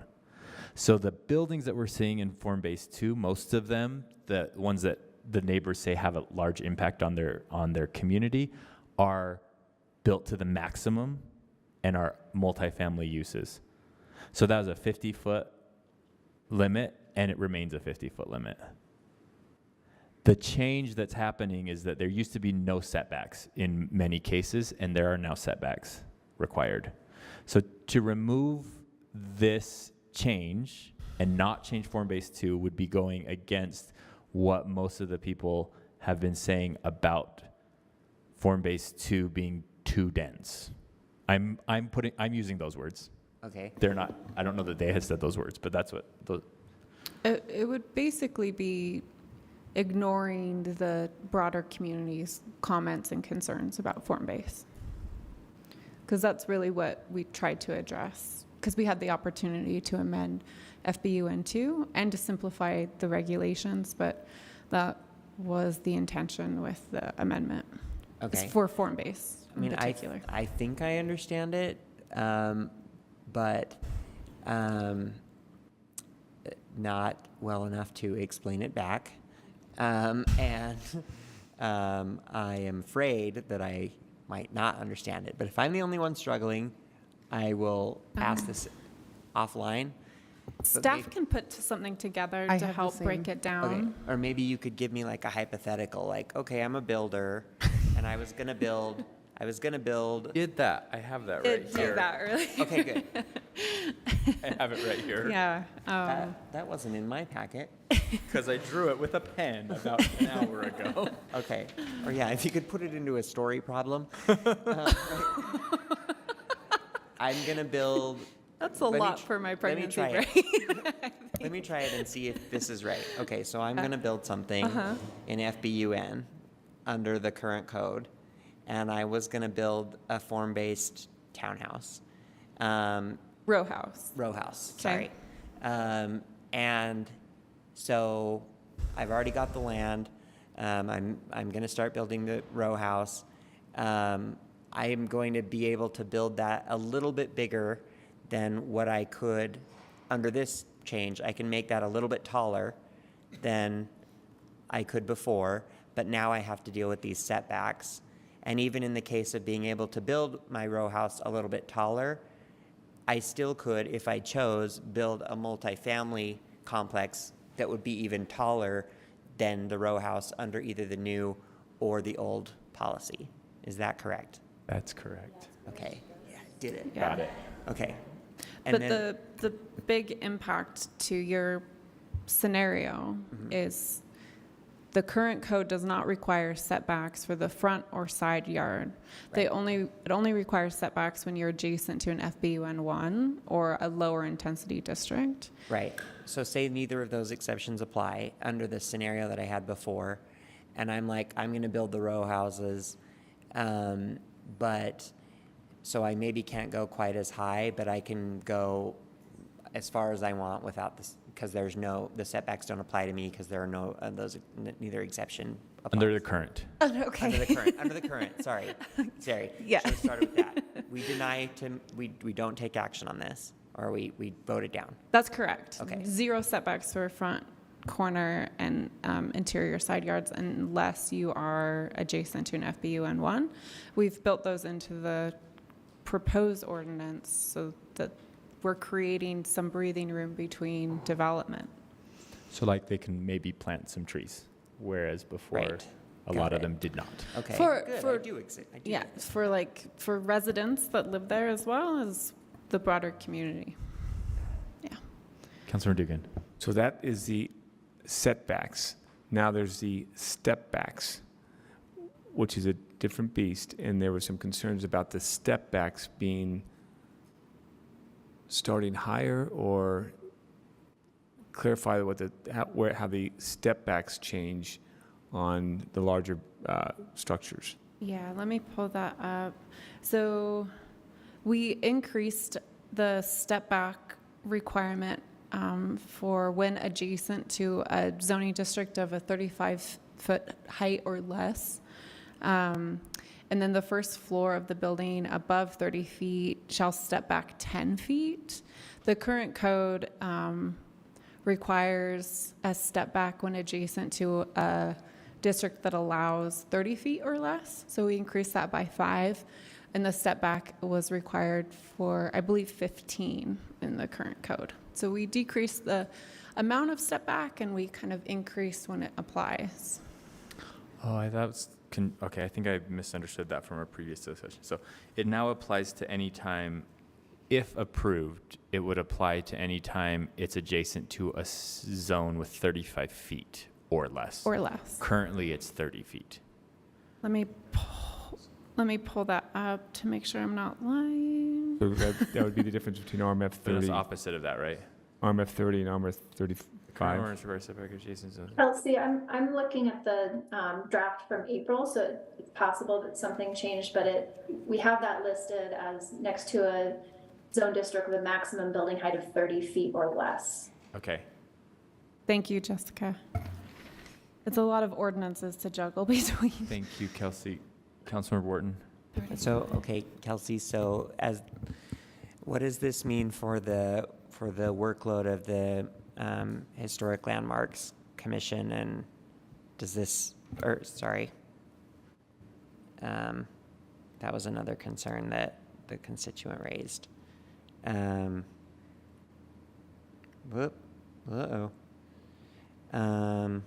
workload for the Landmark Commission, or? Yeah, I don't see Yes, the Landmarks Commission being able to manage that workload. Like, does this increase the workload for the Historic Landmarks Commission? I don't know why. I'm not sure. I don't know. It's a concern that's raised in the email from one of my constituents. So I'm just trying to ask about it to see if. Yeah, so for properties within a local historic district, the Historic Landmark Commission has the authority for building envelope. That includes setbacks, step backs, building materials, height, etc. So if a petitioner brought a new construction to the Historic Landmark Commission and it strictly just met zoning ordinance, and there were some compatibility issues raised under the standards for new construction, in the overlay, staff would flag that and probably recommend a condition to the Historic Landmark Commission. But they do have that authority and purview to modify those requirements. Okay, yeah. This doesn't increase or decrease Historic Landmark Commission's authority, does it? No. Okay, yeah, I guess the concern is, just reading a little more is the overlap between the Central City Historic District and these potential zone changes. Yeah, there are a few properties in the Central City Historic District mapped as FBUN2. The Historic Landmark Commission would still have the ultimate authority whether or not to approve that new construction.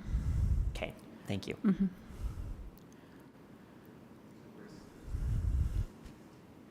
Could I really quickly jump in on the step backs again? Apologies. I think as Kelsey said, there's a couple of different types of development that are included in FBNU 2. And I just wanted to clarify that for multifamily, it's next to zone districts that are 30 feet or less. And for row houses, that has changed to 35 feet. The step back applies in different cases based on the building form as well? Yeah, so the adjustments are based off of the specific building form that is proposed and trying to be just responsive to those different types of development. So we're changing the 1-to-1 ratio that's currently in FBUN2 to a straight 10 feet for the first full floor above 30 feet. And then just go straight up from there? Mm-hmm. Okay. Yeah. The step backs are. So it's entirely different. But Jessica, you're saying that it also changes. So, sorry, it remains the 35-foot threshold where that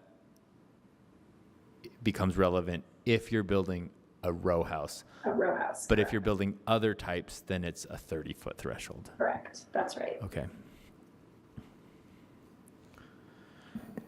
All right, council members, can we go through the straw polls? Do you have another question on I this? have questions on the D3 and D4, so Okay. moving on. D3. Yeah, I think we need to move on to Okay. there's a lot more zones that this touches than. So, Kelsey, on the D4, it says you may go additional height beyond 120 feet, requires one of the identified options listed above. So the question is, I don't know what the options are. And then 2, what's the max? Like after 120, like how much taller can you go? Yeah, let me just pull that up. So I'll just touch on the public benefit options. That would be subject to design review for additional height in the downtown districts. Okay. Those are listed, I think you'll see under D1, it's like 500 square feet of open space that's Okay. dedicated and open to the public, affordable housing, a restrictive covenant for a historic building that's not a landmark site. And I think that there's one more that I cannot remember, but there are 5. And so the applicant, in order to be able to even be opt into the design review process, would have to provide a public benefit. I think that's really important, what Kelsey just said. I think that the public may read this and some people may be caught up on the fact that some heights are increasing in some zones, which is true. Not all of the downtown heights are increasing, some are, but we're really coupling that with requiring community benefits, including street activation, including open space, things that our current code does not require. So I don't want that to get lost in the messaging and the public comments about you can't, like, don't make the city more dense. Yes, the heights are increasing, but we're actually using this as a tool to require public benefits for those taller buildings. So I don't want what Kelsey just said to be glossed over. That's really important. Thank you. So basically, if somebody in the D4 wanted to go beyond 120, you opt in for the design review, and then you. So with the D4 in particular, I think that that's like a typo. We're keeping the height capped at 120, and that's through design review. So you cannot achieve a taller building other than 120 in D4. We're keeping D4 essentially the same because we were working closely with the Japanese Christian community and their concerns with the Salt Palace, the subsequent zoning that essentially eradicated their community in that area. And so we left D4 alone. What if another religious community wants to increase? Would like an increase? We suggested a zoning map amendment to that other community. All right. Yeah. And then in this is not what we're doing right now. It's just an amendment, right? It's not a rezone. Okay. This doesn't change the map anywhere. This does not change the map at all. Nope. Okay, so they couldn't, or anybody couldn't say, hey, I'm in the D4, but I want to be in the D3. They and so can through a different process. Through a different process, Yeah. not in this Not through one. this, no. Okay. Yeah. All right. It's a much less cool process to do that. Right. Okay. All right. Thank you. You said you had a question on other downtown No, districts? it was D3 and D4. Okay. So she already clarified. Can I ask real quick, where can I find the public benefits? Yeah, let me Are find. they here in this? Do you have the ordinance or the transmittal? I've got the staff report and the transmittal behind it. Okay, we'll get you Thank you. that information. I think it's fair to say that they're different in every scenario, right? The public benefits required. No, they pretty much mimic okay. each other. Yeah, and so they are repetitive. Those are what's required in order to even apply for the design review to go higher. Yeah. Okay. Yeah, I just want to make sure we're being as clear as possible because while I'm all for density, it is in our geographic interest, our water conservation interest, our economic development interest. I also don't want to create easy ways for people to come in and profit off of us and offer the bare minimum to our communities as they get this extra height. So I'd like to go over those a bit. I will say, Councilmember Petro Eschler, they're not easy opt-in. They are fairly challenging to comply with. I will say we tried to make them achievable, but somewhat rigorous for the development community. One more question. Yep. Sorry, Kelsey, in D4, you said it was a typo about the 375, hold on. I believe we took the 375 geographic allowance out. And is that, did we take it out through this process or through a past process? Because, Wait, I found it. It's there. It's at the very bottom. So the 375, sorry, this is like a 130-page ordinance. I know, sorry. The additional permitted height in the location center lines of South Temple, West Temple, 200 South and 200 West can achieve up to 375. Everything else is capped at 120. Okay, and that's the only new part. Like it's always been like that. So It's always been like It's always that. been like that. So nothing is changing in this here. We just took the map out Okay. of the ordinance. I'm going to go through the straw polls if that's all right, and we can discuss them before we straw poll anything. So the first one is, does the council support allowing applicants to utilize either the current or proposed ordinance for completed applications as outlined above for 6 months? So this basically gives them a 6-month buffer where if they qualify under the current ordinance, they could go forward. If they do not, they would, but if they only qualify for the new ordinance, then they would move forward through that. Hold on, I didn't understand that. It's basically saying you can choose either the old one or the new one for 6 For months. 6 months. This is similar to what the council did with Parking. the off-street parking. So if a project is substantially developed under the current ordinance, if the council chooses to do this, that project could go under the current ordinance, or if there's another project that would benefit from the new ordinance, they could opt into that one. Does that help clarify? So we've already said yes to something like this. So we set a precedent in the past that something like this The is off-street okay. parking that the The council off-street, adopted okay. last Is year. this only for projects that are currently underway already, or is this for new projects that would be initiated during this 6-month period as well? It could be new projects, right? They would need to have a completed application within that time period. Within the 6 months, but it could be couldn't just say, initiated and "Oh, I'm Don't going to have start to a new already project." have the application in, though. They have 6 months to get that in. I was interpreting that as a completed application, so they have submitted some of the documents already. They would still have 6 months to submit. Okay, I see.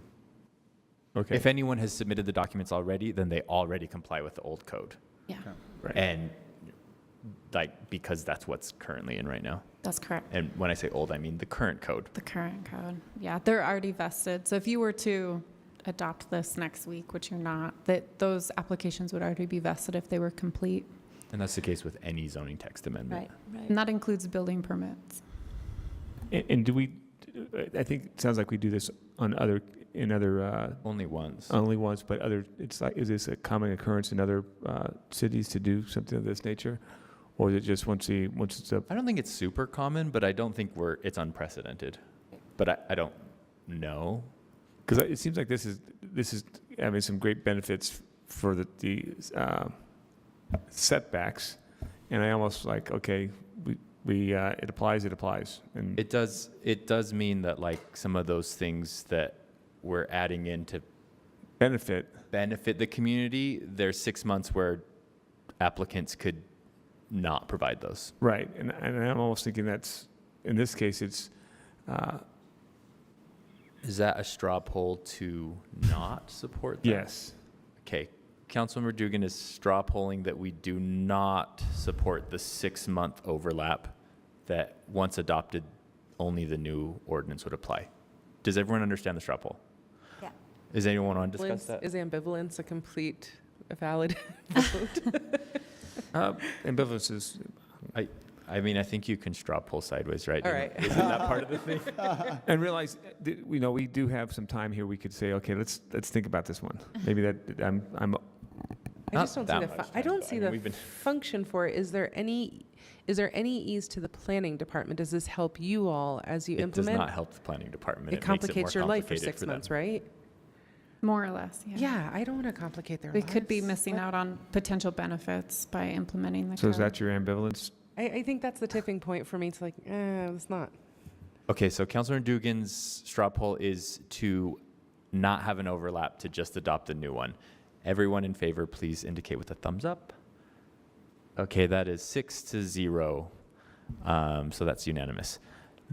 Straw poll number 2 is, does the council support planning staff's recommendation to require step backs for multifamily residential zoning districts adjacent to, this is the step back thing. So do we want to go with planning staff's recommendation for step backs when adjacent to zoning districts with a maximum height of 30 feet?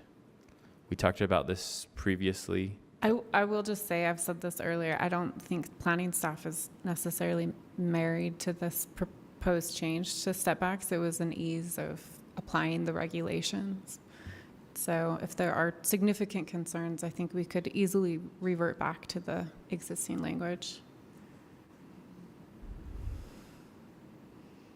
So basically, just stepping back. So if you're next to a 30-foot tall building, then you can't just build 30. You have to step it. It wouldn't be a 1-to-1. Okay, It would be a straight so, yeah. 30. Yeah, and Okay. it applies slightly differently between the forms. I'm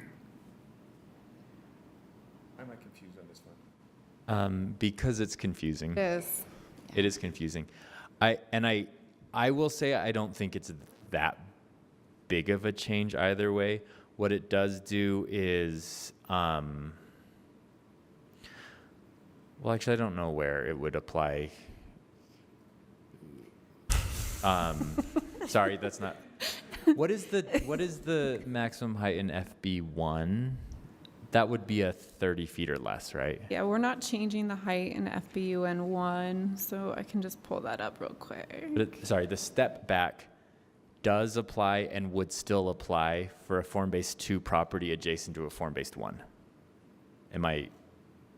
The way we calculate the step back is slightly different, but 30 feet is the height in FBUN 1. I want to invoke the Chris Wharton. Could you give me this in a storybook format, Yeah. please? So I have a building at 30 feet, Yeah. and I have this multifamily residential that can go to 50 it's feet. not a building at 30 feet. It's a zone. It's an adjacent zoning district allowing up to 30 feet. But say there's a 30-foot tall building. So there's a 30. It's Yeah. a 30-foot tall building in a zone that allows a 30-foot is next to me. I want to build a multi-story multifamily house at 50 feet. Mm-hmm. This tells me I have to have a step back at 30 feet For a full story. for a full story above that 30 feet. So if my second story was at 20 feet and my third story started at 40, that'd be really stalled. Be wild. That wouldn't be wise. Say 35 feet, I wouldn't have to have that step back until that third floor. It's the first, excuse me, it's the first floor above 30 feet. So if you, if you look at what a standard floor is, 10 to 12 feet, you know? Right. And so really it probably is going to be On the third floor. the third floor. At the setback line, you could have a 30-foot tall building. And then the first floor above 30 feet would have to be set back 10 feet. Then it could go up to the building height. That's under the proposed regulations. It basically makes it an actual step, whereas the current makes it an angle. That's correct. Under our current regulation, it kind of makes it easier to it does make it a little easier for us to implement because we could kind of look at that straight measurement. The way that we have to deal with it now, it creates this 1-to-1 jagged envelope, and they have to fit it within that building envelope. So you start at the setback, and you go up 30 feet, and then it goes 1, 1, 1, 1, 1, 1, which creates an envelope, and then the designers have to fit it within that envelope. I'll say it's a whole lot easier to stack things as much as possible in a building So achieving the same goal, allowing the first few stories to be here and then the rest of the building to be there is a whole lot easier to design than it is to have buildings that go like this all the way up to the top. So making pyramids.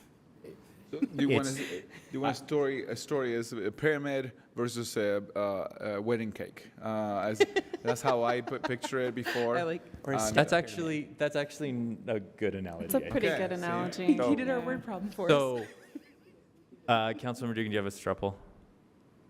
Number 2, the recommendation to require the step back for multifamily residential adjacent to zoning districts with a maximum height of 30 feet.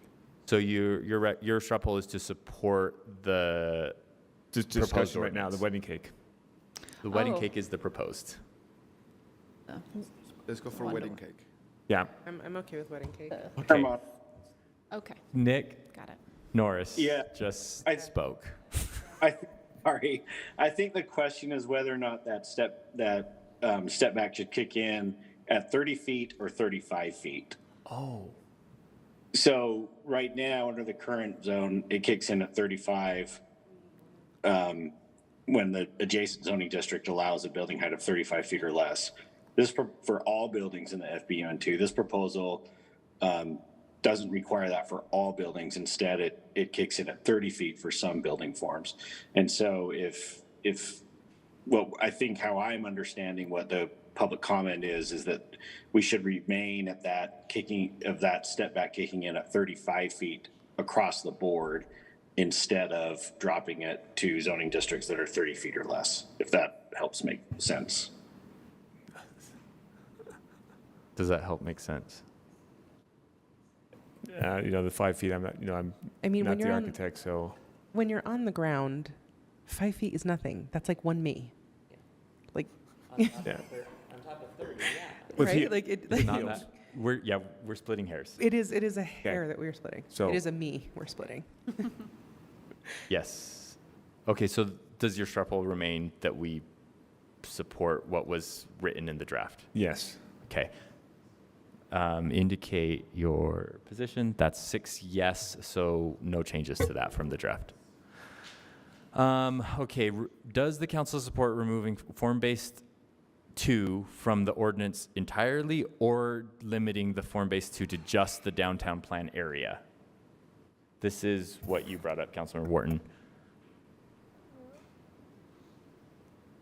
I don't support that because I think that the residents that have voiced concerns about form-based 2, those concerns will be relevant everywhere in the city. And if we're going to fix it in one area, we need to fix it throughout the city. If we choose, so I don't support only limiting it to one part of the area or not. Oh, sorry. I'd just like to hear from, since the two of you are the two that represent this area where most of the concerns from residents are coming, I would be inclined to follow your recommendations. But, so you told me yours. What do you think, Anna?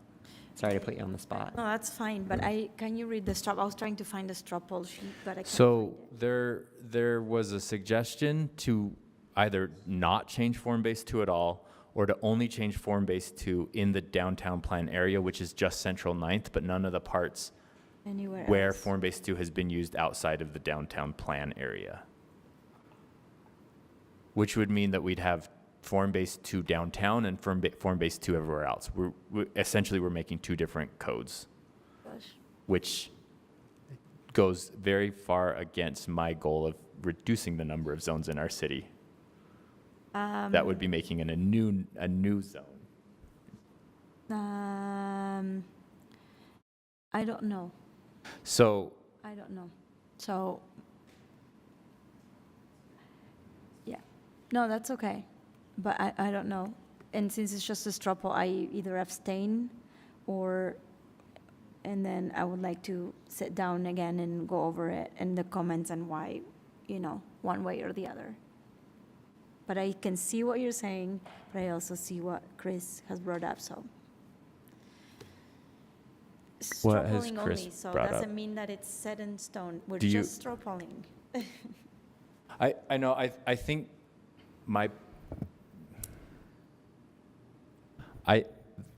the request to not change form-based 2 means that we leave the problems that the community believes exists.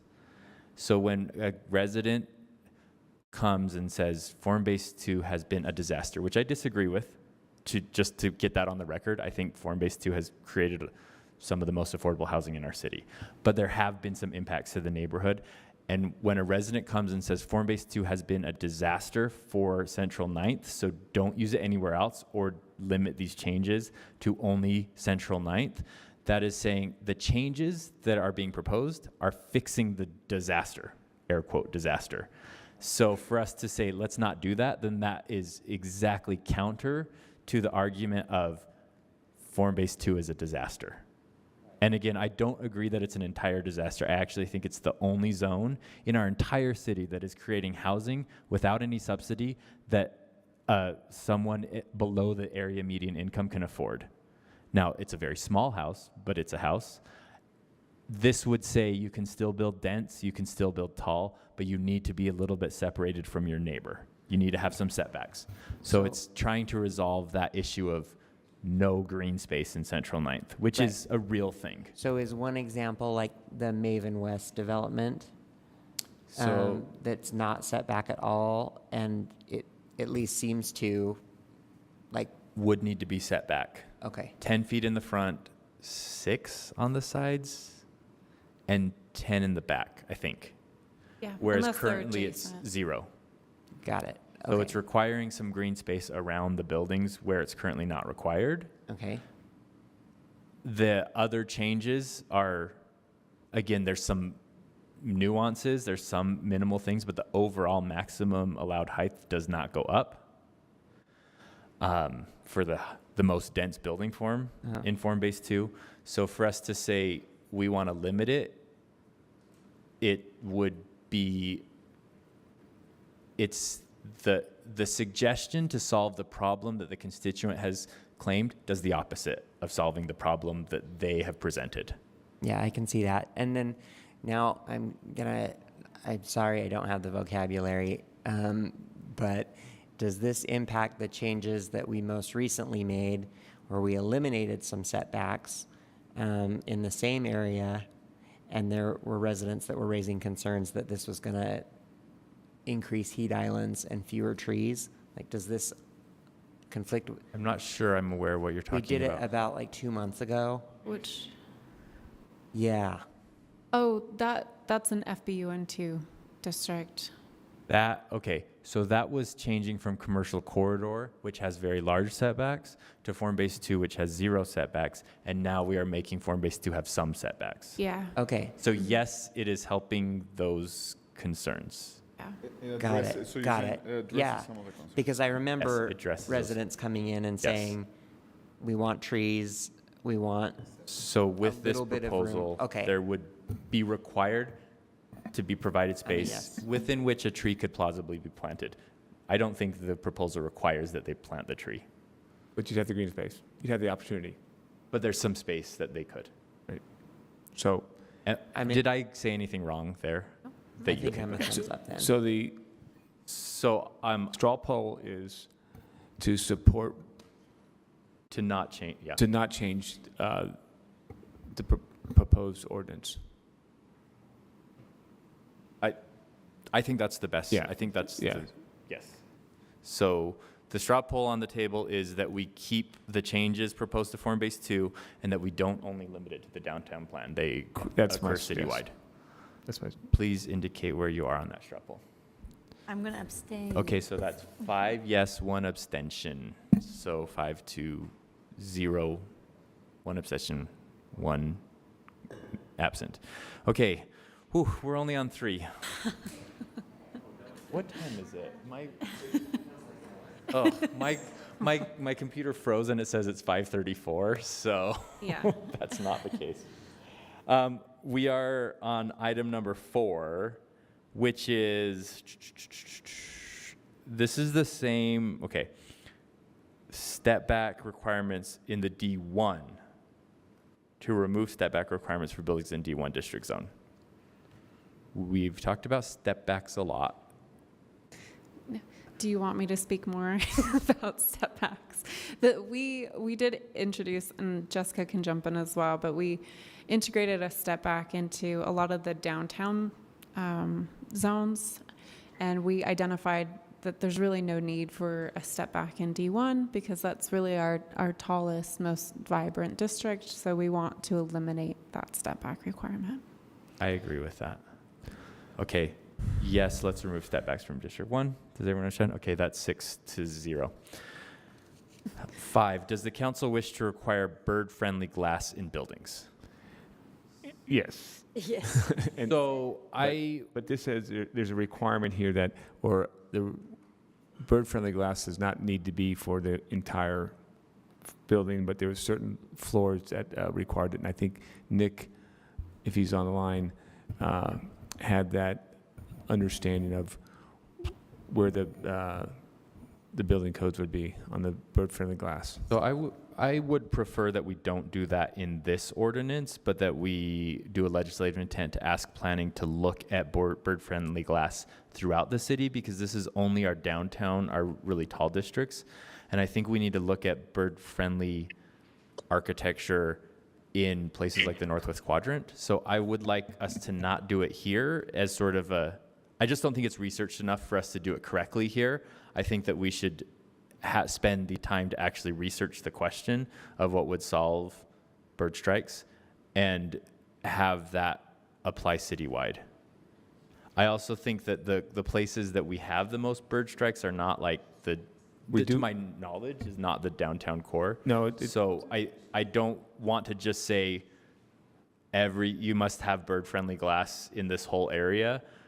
I think that we don't understand what that means for costs, what that means for the visual, what the building looks like, and what it means for like where it should actually apply. And I think we're leaving out a big part of the city. I would disagree with you, because I think we have done a lot of studies for that, and organizations have done a lot of study on the bird-friendly glass, and they've done a lot of studies on the height requirements of the bird-friendly glass, and the cost, if you do it now, would be far less impactful than if you were trying to do something else.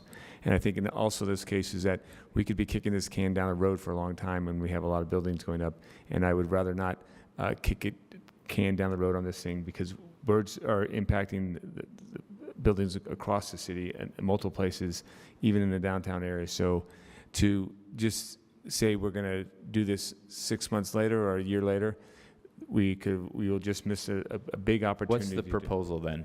To require the bird-friendly glass in buildings. Where? All buildings, everywhere? In the whole downtown? It would Every be, window? well, the newer buildings, of course, that would be going up in the downtown area. And I know we had the conversation with Nick Norris before about the actual building height or the glass height of it, because it's not the full scope of the building. It's only to a certain floor level. Do we know what floor level that is? I think the floor level is recommended, and I think Nick understands those processes and understands that. But I don't understand them. So how am I supposed to vote on that? So, Mr. Chair. So maybe can we ask? Here's Nick. We ask Nick Norris right here. Fine. Councilmember Pui had a question first, and then Nick. No, I think that it's fair to say that this council supports birds and loves birds and want them alive. I agree. I think we want to do this right. I also need to learn a little more. And my little concern, and I support where you're going, 100%. We texted about this, but my concern is on cost and how it relates to affordable housing. I want to make sure, again, I don't want anybody to portray that I want birds to be killed or hurt.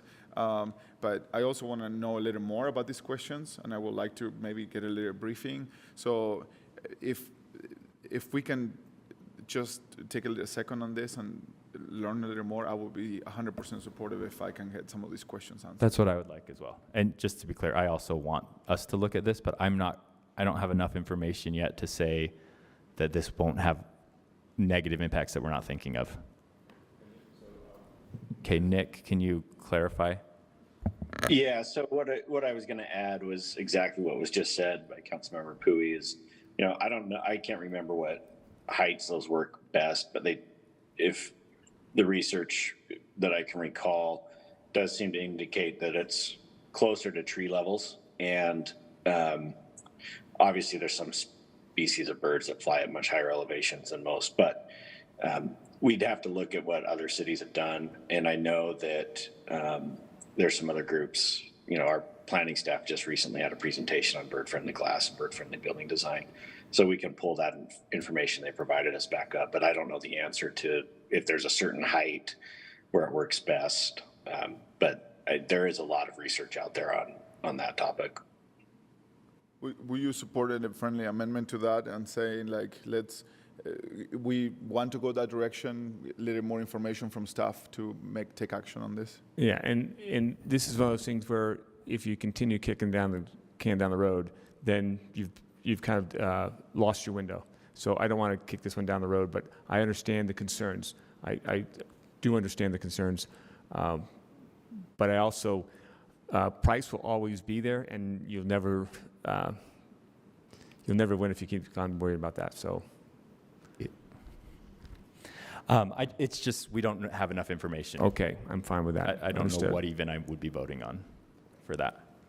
So I think Councilmember Pui's straw poll is to ask staff to research this more. Is that correct? Yes.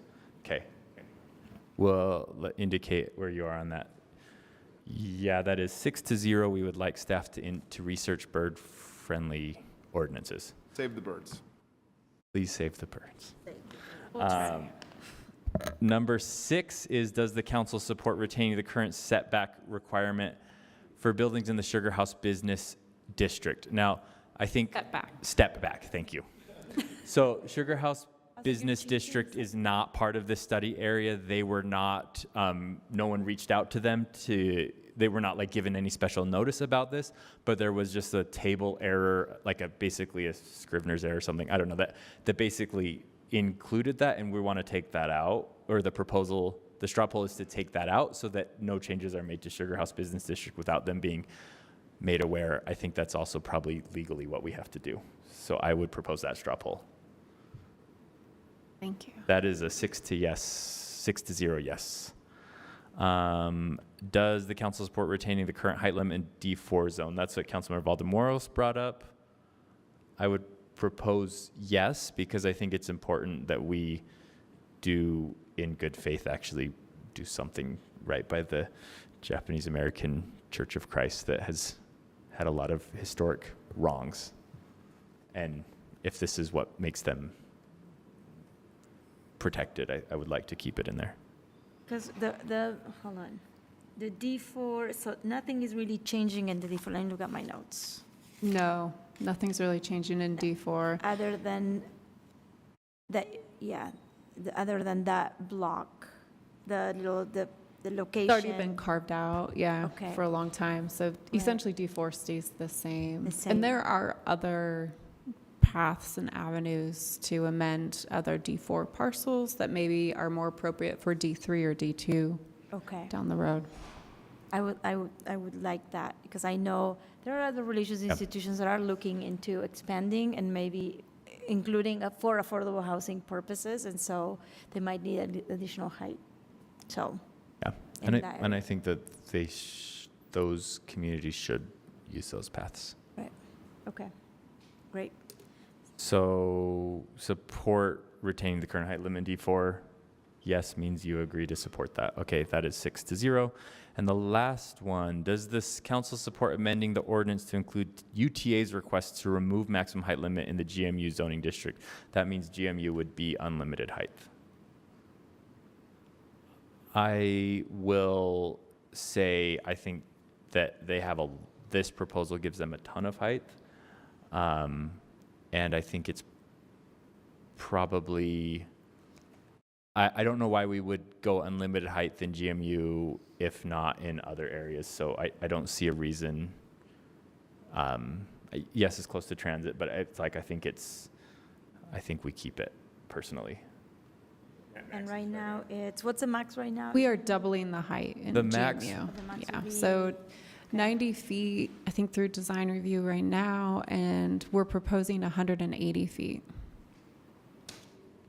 90 feet, it will be, the proposal is 180 feet. The request was to go unlimited. Was to match D1. Right. And they could, what's that? D1 becomes unlimited with Design review. design review. Fine, And a review. public benefit. And a public benefit. I- right. You know, I listened to the request and I understand their vision and I support that in general, especially because of the project that they want to do in that area. Obviously, I represent this part of town now. I support, you know, that request. I know that it seems kind of out of whack, but it's such an underdeveloped area. It's next to trains, and it's. And a I mean, freeway. allowing UTA to do that, I think it is a plus to activate that area a little more. So I will not be against a little height increase, and there is almost. I would say there is almost no residential impacts immediately in front of them. But so I would like to support that that request. So Councilmember Pui's straw poll is to, can you talk a little bit more why? Just, I mean, in general, I felt like that part of town needs that boost of things. I think UTA is trying to do something that they haven't tried before, which is trying to stack a public service, which is this building that they have with possible housing, and try to do what I think we should be doing, which is maximizing public land and public services with other types of housing or services on top to utilize the land better. It's an underdeveloped area. I will not be opposed to higher density in there, and it is next to the freeway, so naturally it's under-desirable because you have trains and limited infrastructure. So I support that vision that UTA has for this. okay, Councilmember Wharton, and then I have a question. I mean, is there any The reason why. reason to believe that that 180 feet is limiting something, is limiting a project in that area that, you know what I mean? Like I hear what Councilmember Pui is saying, and I don't want to limit either, but I also don't want to necessarily just have no limit if there is like a reason to believe that, you could wall off that whole area. Yeah. Does it make sense what I'm asking? I Not think it really. makes sense.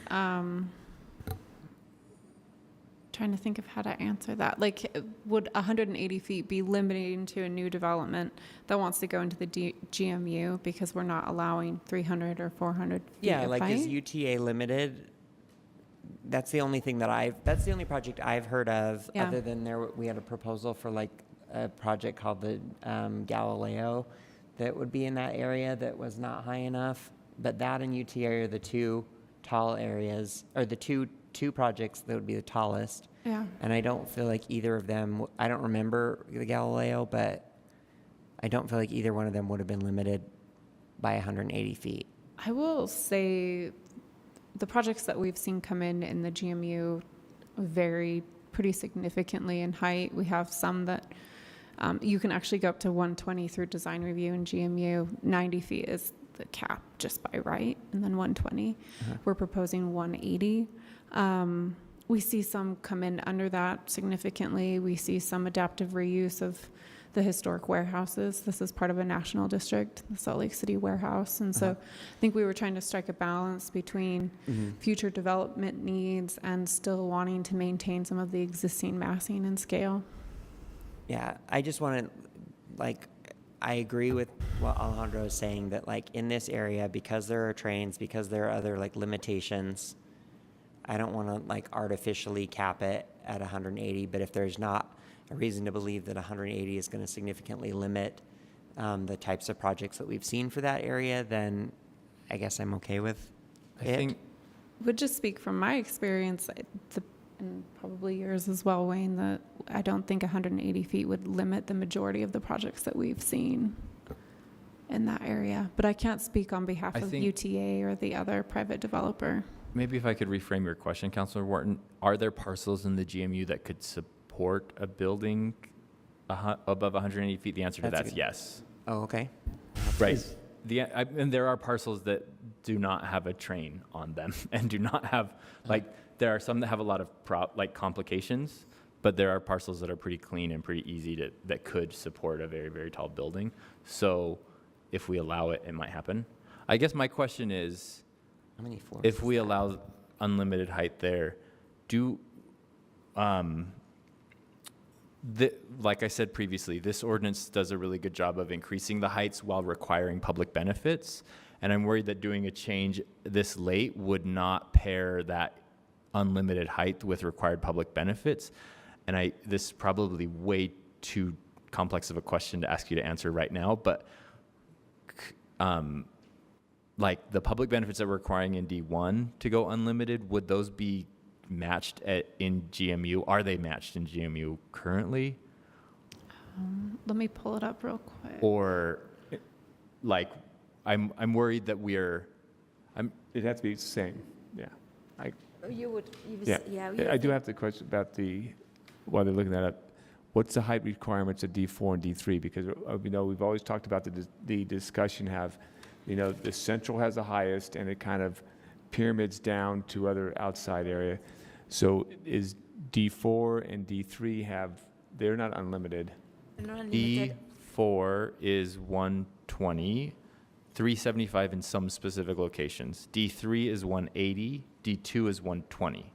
This is in the proposed, right, and then D1 is unlimited. Right, so GMU is currently proposed at 180. 120. Oh, right, no, 180, sorry. So it's proposed to be basically the same height as D4 and D3.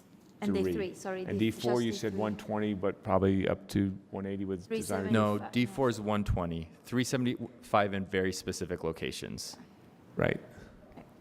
And that's a max at D4. D375 at specific locations. I'm having trouble allowing them just go unlimited on a GMU. I agree. I mean, I understand the concerns. I doubt that, UTA itself might go unlimited and build something that is 25 stories, to be completely sincere. And Councilman Wharton just mentioned to me that this allow height with the new ordinance, if it were to pass, it will be equate to about 18 stories, which is quite high already. So maybe this is enough for the moment. I guess I just would think this goes in the same category as the bird glass. Like I would want more time to think through this change. And I'm not opposed to it, and I think additional height is necessary, but I'm not. It feels quick to make that change right now in this zone. Mr. Chair, and I think it's also about our previous talk about the fundamentals of planning and how we design downtowns. We're looking at a downtown master plan that was done in 2016 was the last update, and the planning division has this idea of the different zones and how we do very high in some areas and then lower in other areas, and I think that was fine then, but then things changed in the last few years, and we've had more requests about height, and so I think it's our how do we want our city or our core to keep developing? Are we still in that position of height just super high in certain areas and then we go smaller, or do we start over and say, well, anybody that wants to be taller in downtown, then that would be okay, and then maybe we need to switch how we think and how we go about our zoning districts, because I think to Councilmember Pui's point, this area, it would be okay, to me, it would be okay to go higher. There's not a lot of impact to the neighborhood, but then it like messes up our way of thinking. And then it's also unfair to the D3 and D4 that probably wanted to go taller, but they can't. So, because right now that's, the limit. So maybe, I don't know when, but maybe what we need to think about, it's how many years, like 7-year-old plan, maybe we need to think about updating how we want to develop our downtown. And perhaps because we will densify our city because of geographic constraints, like things will have to change, at least in downtown. Maybe another way of thinking is like, well, maybe everybody gets to have a taller building as long as you provide these extra benefits that you have listed, or maybe even more benefits. It'll be a denser downtown, but we'll have big block alleyway. I mean, something, I'm talking planning, planning in the future. But anyway, I think at some point we need to decide that what we have right now might not work. We have like heights like this everywhere. And I think that, So, yeah. I that's think what we're that's getting absolutely correct. And I think that's kind of what we're doing right now is what we had, it doesn't work. right, and we're So we're trying to looking correct it. One update, I think it's totally reasonable that depending on what happens with the development of our city, this may not be the correct zone forever, right? We may have to update it again. I think that's what we do. That's why we pay all these smart people, is because we have to do that often. I think we should also, Oh, sorry. Go ahead. I'd also like a consideration in terms of the possibility of addressing some historic redlining issues. Something like this would be one of the largest pulls to the west of commerce, of density. We know from the Urban 3 presentation that the density and the height of the building correlates directly to the value of the acreage of the land and how we're using it. And so I think, historically, if we're planning for the downtown to be the highest and for it to get small, it's almost like we'll never be able to rectify some of these historic issues that we're dealing with. So I think that's a conversation that I'd like to look at as well. Like, But maybe the landscape should look different if we're going to. But right now we're allowing it to go 180 feet. So it's still as high as the next zone's over. So not right now. If this ordinance were to pass us, Right. we'll So the straw poll would be that we would keep the ordinance as proposed for the building heights of the GMU zoning district. That's my straw poll. Keep the heights as proposed for the GMU building heights. At 180 and not unlimited. Whatever it's, I think it's 120 and then Or up to 180. 180. 180. 180, sorry. There are so many numbers, sorry. Yeah. Yeah. Yeah, Not that's my unlimited. proposed. Right? Okay, so the straw poll is to keep it as proposed at 180. Yes.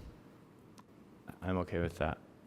Okay, that's 6-0. So you don't have to change that one.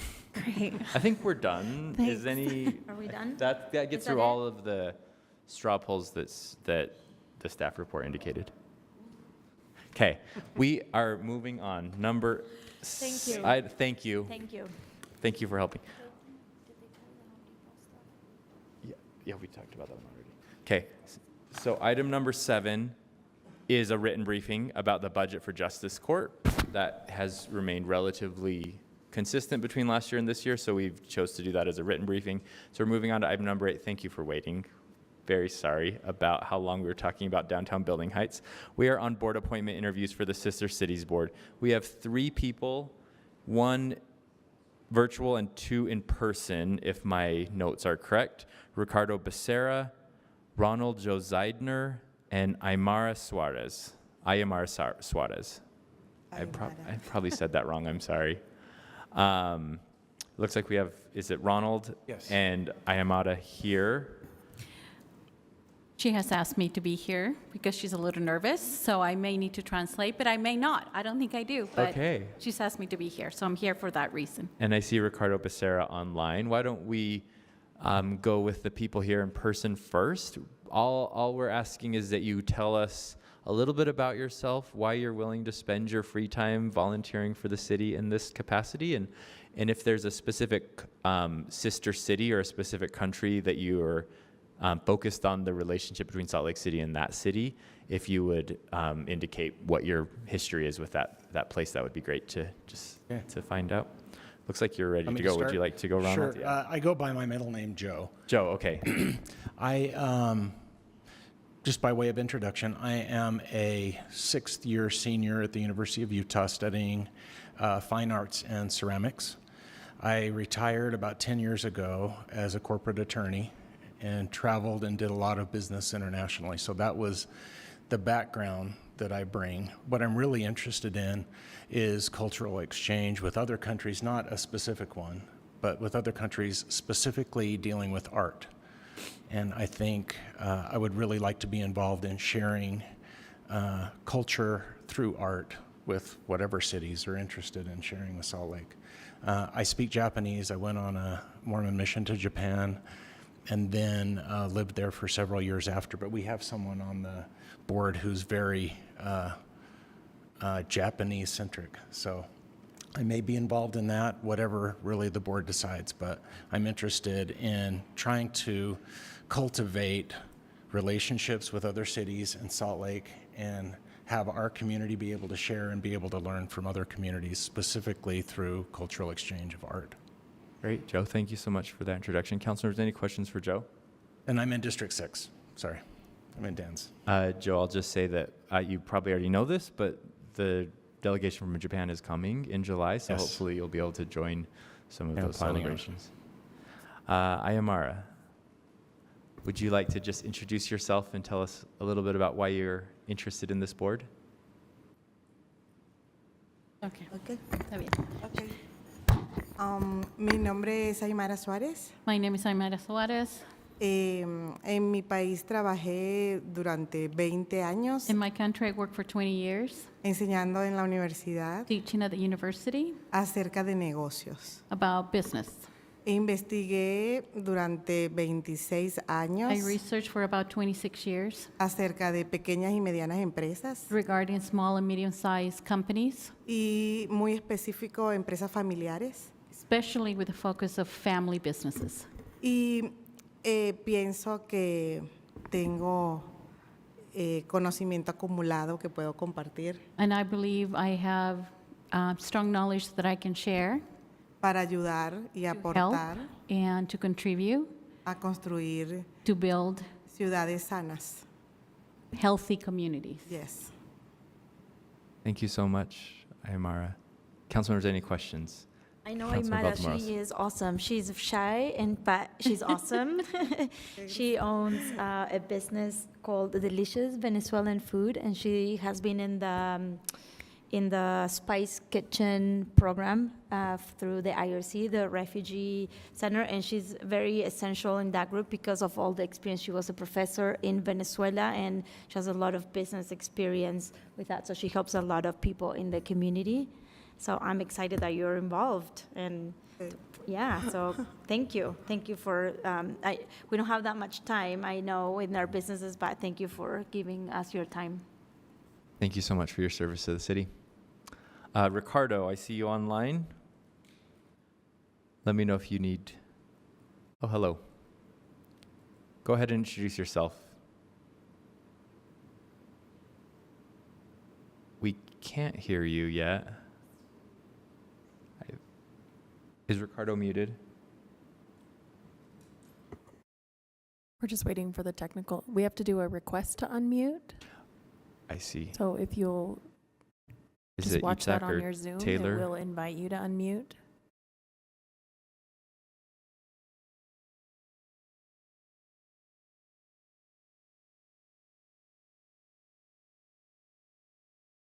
Apologies, Ricardo. I think that they are requesting, whoever's hosting the Zoom is requesting. There may be something that pops up for you to accept that request to unmute.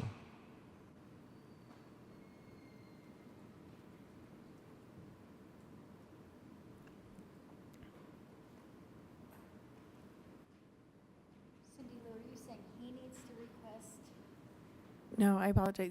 Taylor or Scott will send a request for Ricardo to unmute, and then he'll see that request unmute. Katie's trying to text him.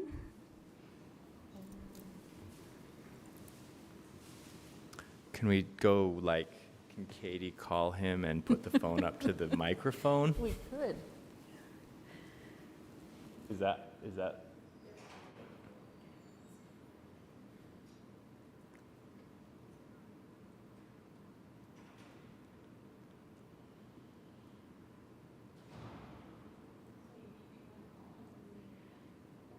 Ricardo, we're going to try to call you on the phone. I believe Katie Matheson has your phone number, and we will put it on speakerphone in the room. Katie, you can sit right here.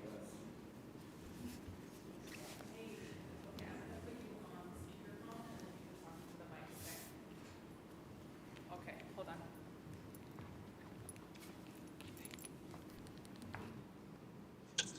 Okay, should we try? Can you hear us? Yes. I'm sorry I couldn't unmute. I was hitting the request, but it didn't work somehow. But anyway, just talking about a little bit about myself. Currently working with Compass Group, providing services to Johnson & Johnson, the biomedical division. And I'm a director of facilities for 20 years here, and since I'm living here in the United States and always in Utah. I got my MBA down in Peru in Stanford University School of Business, founded the first one in South America, founded by Stanford. So, back there, I was the CMO for a Hyundai Motor Company. And also, in addition to that, I have my own company, which it was founded in 1992. So we grow some asparagus, fruits, and we ship all over the world. So I'm still kind of president of the company and founder of that company. I'm not involved in the directly operation of that. So I'm interested in providing some of my experience and help and in this relationship with Trujillo, Peru, since I'm Peruvian, and I have the connections down there. And so I believe I can benefit the program with my background and, like I said, the political and business connections. So I don't know if you have any questions. Thank you, Ricardo. Council members? Really appreciate your willingness to serve Salt Lake City, all three of you. Very excited that the Sister Cities Board is reinvigorated and up and running, and excited for the things that we'll get to do with our sister cities. So thank you so much for staff and especially for the board members willing to volunteer your time. You're going to be conferred on our consent agenda tonight. You don't need to come to our meeting, but it will be part of our consent agenda for your appointment. So congratulations and thank you. Thank you. Thank you for your time. All right, we are on to our standing items. Report and chair, vice chair. I have no report. Vice chair has no report. I think we do have some announcements from the executive director. I think they were given to you on a piece of paper. But Cindy, do you want to walk us through those questions? Okay, so we need help from you for scheduling your remaining budget meetings. Given the Memorial Day holiday, we have both Thursday, May 25th and Tuesday, May 30th held as tentative meeting days, but we're thinking you probably don't need to meet on both of those days. So we would like to get your feedback on whether you would prefer to meet on one of those 2 days, or whether you would like to meet until about 9 p.m. or later next Tuesday, May 23rd. So do you want to cram everything into the 23rd and have fewer nights, or do you want to pick one of those, the Tuesday or the Thursday, May 25th, Thursday, May 25th, or Tuesday, May 30th, as an overflow date? What about the option number 3, which is The 1 p.m. to start an hour early throughout? Yes, and I didn't realize they listed that as, I thought they needed that either way. So it looks like maybe we're okay to just start at 1 if that's acceptable to the group. That is something that I prefer. I don't know if it's for, my brain doesn't last very long when it's so long meetings. I will prefer to try to do that, to give us a little more padding at the beginning. Okay, The 30th is the day after Memorial Day, correct? Right. correct. That is the one I want least. Okay, Yeah, I love that we would like to extend it to 9 o'clock, but I also know that we go brain dead, as Ali mentioned, so That's a stretch. Brain dead is. do we, so I go brain dead, Ali just goes numb. Do we go brain dead at 8 o'clock if we start at 1, though? Yes. That's- Right, I think so, that's the so I would propose the 25th, so that we're actually can focus on, With as many 1 p.m. start dates as we need until budget. yes, I agree. I think it sounds like, yeah. I guess, so is anyone, Councilmember Petro is opposed to May 30th. It sounded like other people are also. Yes. Are people okay with the Thursday before Memorial Day, May 25th? Yes. So that the rest of the meetings can be shorter? and it's possible that we will do so well on the 23rd that we can. done. Might not have to do the 25th. Yeah, So how about we can staff list some of the items that are planned for the 25th as tentative on the 23rd, and if we do so well, then we can, but I don't think we will. I'm gonna, Don't wet blanket us, Jen. Don't you wet blanket us on this. I'm sorry. And doing it virtually is especially rude, I think, because the issue is that one of the items that would have to be on the 23rd is housing SLC, which is a big housing discussion. And so I don't know how we would pivot that quickly To do it. if we didn't have it either for sure on the 23rd or the 25th. And council members, I don't want to rush that discussion, so I would like to have the extra meeting so that we can actually talk about housing SLC, if possible. Sorry, I just took your Thursday, the 25th.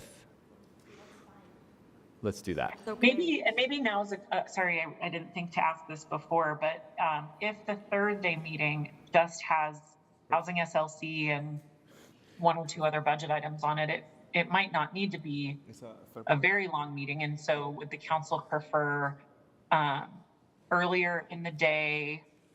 Like what timing would the council prefer? We've done both ways on Thursday meetings. We've respected the people.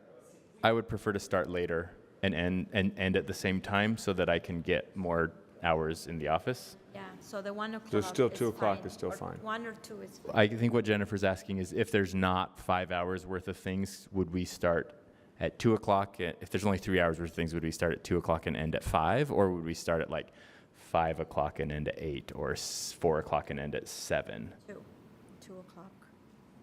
I personally, if the meeting's going to be short, I would rather it go into the evening personally. Yeah, the people who have other jobs to pay bills and things are canceling, I think.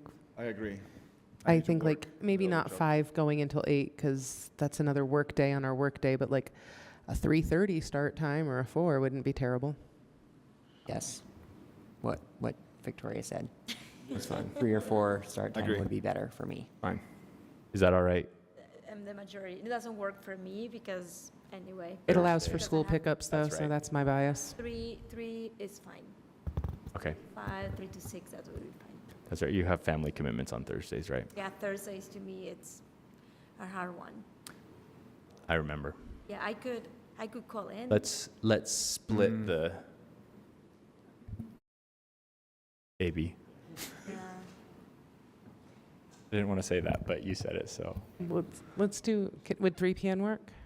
It's going to depend on what is on the agenda, right, Okay. Jennifer? Like, we'll see how we do on the 23rd, and it may be that we start at 2 and end at 8.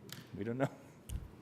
but hopefully not. I'm gonna need you to stop putting things I'm like just that into the saying, universe. I'm just saying, we don't want to rush that discussion. I do want to say that the new format, and Lisa is not here, but the new format of the It's presentation is helping a lot. Thank and you, helping Lisa. all the departments. I don't know, please share that with, because it Thank you, really is Lisa. helping a lot. Yeah, our brains. All right, we have no closed session, so we are adjourned from work session. We'll be back at 7 p.m. for formal.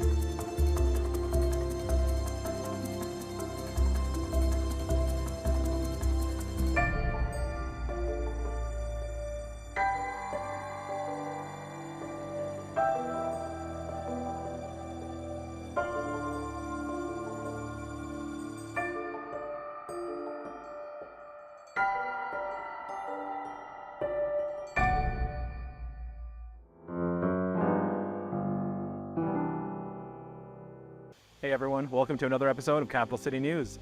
I'm your host and lover of cucumbers, Yusuf Mong. On this week's episode, we're taking a look at construction on 900 South, a landscape equipment exchange program, and our History Minute. But first, our look backs, our look aheads, and our legislative update. At its April 11th meeting, the City Council heard an update on specific projects that will be part of the first issuance of the Parks Bond approved by voters in November 2022, totaling $24.6 million. Highlights include significant funding for a new Glendale Regional Park, open space on the Fleet Block, and completion of the Folsom Trail, among other projects. The council also received a follow-up briefing about the mayor's funding recommendations and a resolution that would authorize grant funding to selected applicants for the Community Development Block Grant and other federal grants for fiscal year 2023 to 2024. Finally, the City Council discussed options for potential audits in the coming year. To learn more about these issues or any others, please visit slc.gov/council.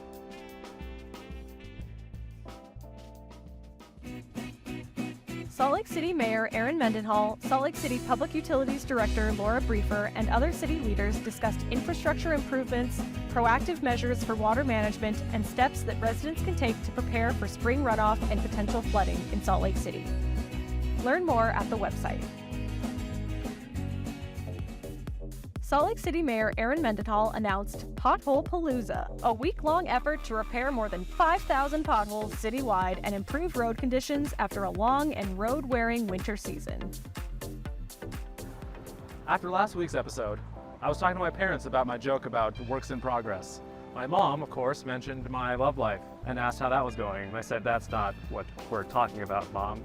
Anyway, here's an update on 900 South. Construction on 900 South is in full swing. The north side of 900 South from West Temple to 300 West is now closed to traffic, and the south side of 900 South is open to eastbound traffic only. The westbound lane will be closed the full extent until July 2023. From State Street to 200 East and 500 East to 700 East, asphalt has been removed from the south side of the roadway in both locations and will be replaced when temperatures allow. Business access is being maintained. Concrete work is planned in this area through early spring. Work will be completed intermittently as conditions allow. The 9th and 9th intersection reconstruction work is anticipated to begin in July. Learn more at 900southslc.com. For more updates on this and other construction here and in and around the city, feel free to keep tuning in or check slc.gov/construction. For the interview this week, we're speaking to Sustainability Deputy Director Sophia Nicholas about an upcoming landscaping equipment exchange.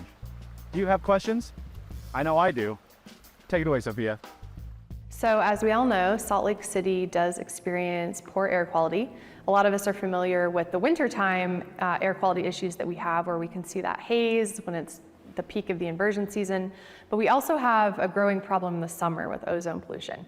Ozone is actually odorless, it's invisible, and it's formed by emissions that come out of our cars and our landscaping equipment and chemicals, and those chemicals, cleaners and other like paints and solvents, and those react under high temperatures and sunlight to form ozone. And ozone is a problem because it's basically when you breathe it in, it's like a sunburn for your lungs.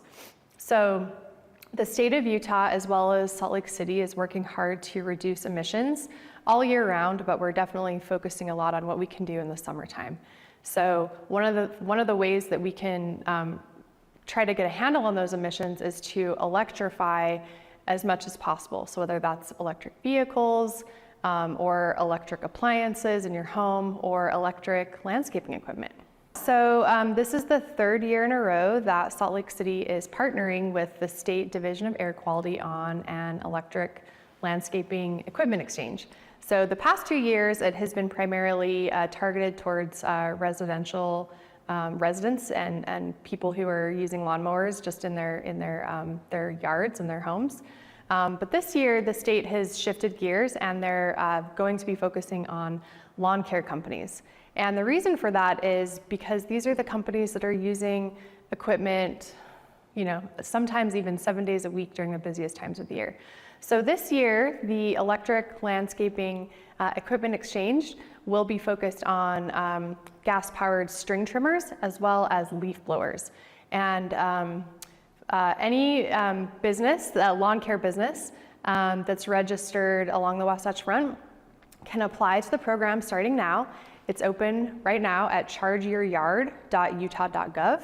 And go in there, fill out the application. You'll hear back, I think that the beginning April 28th, as to whether you got accepted into the program. There's detailed instructions on the website, chargeyouryard.utah.gov. And basically, lawn care businesses will be able to recycle their 2-stroke gas-powered leaf blowers and string trimmers and get up to $3,000 in credit available to purchase electric models. I think what a lot of people don't realize is just how polluting these 2-stroke pieces of equipment are.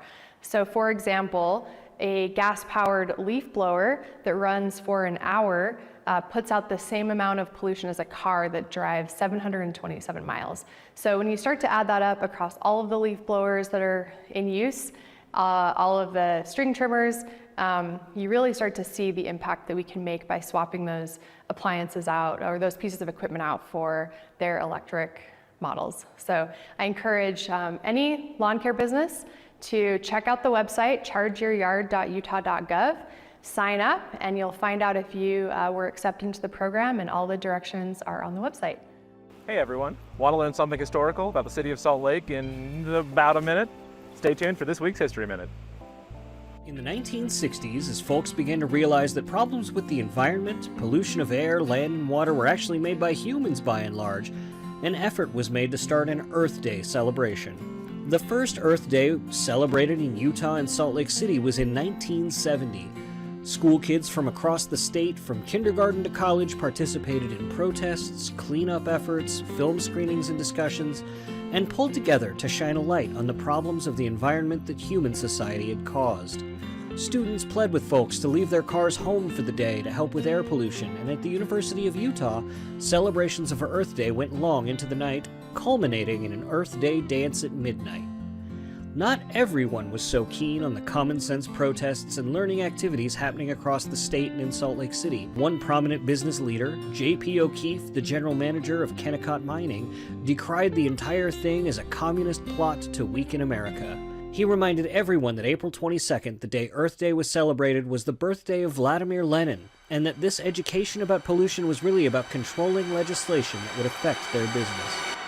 Today, Earth Day is celebrated in Salt Lake City still, but the attitudes of some politicians and business leaders across the country bear a striking resemblance to those of J.P. O'Keefe. That's it for another episode of Capital City News. Remember, the best way to stay engaged is to stay informed. You can do that by following us on social media at SLC.gov, tuning into Channel 17, or subscribing to us on YouTube. Reporting in from Emery Grove Park, I'm Yusuf Long.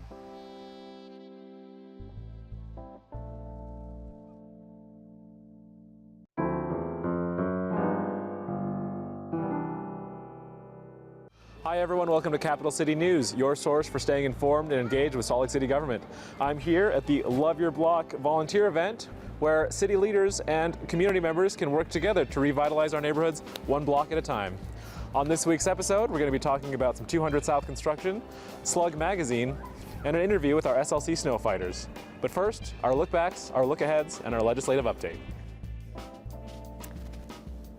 On April 18th, the Salt Lake City Council hosted its second Westside Council meeting at the Utah State Fair Park.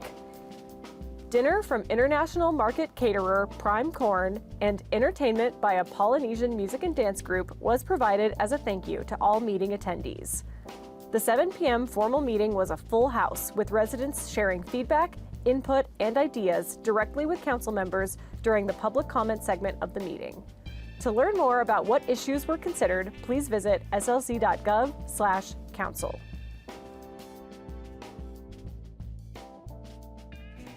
Last week, our SLC team and Home Depot volunteers worked with the Glendale Community Learning Center to fix up their community garden. We appreciate all that people and local partners like Home Depot have done to bring this vision to life for the Glendale community.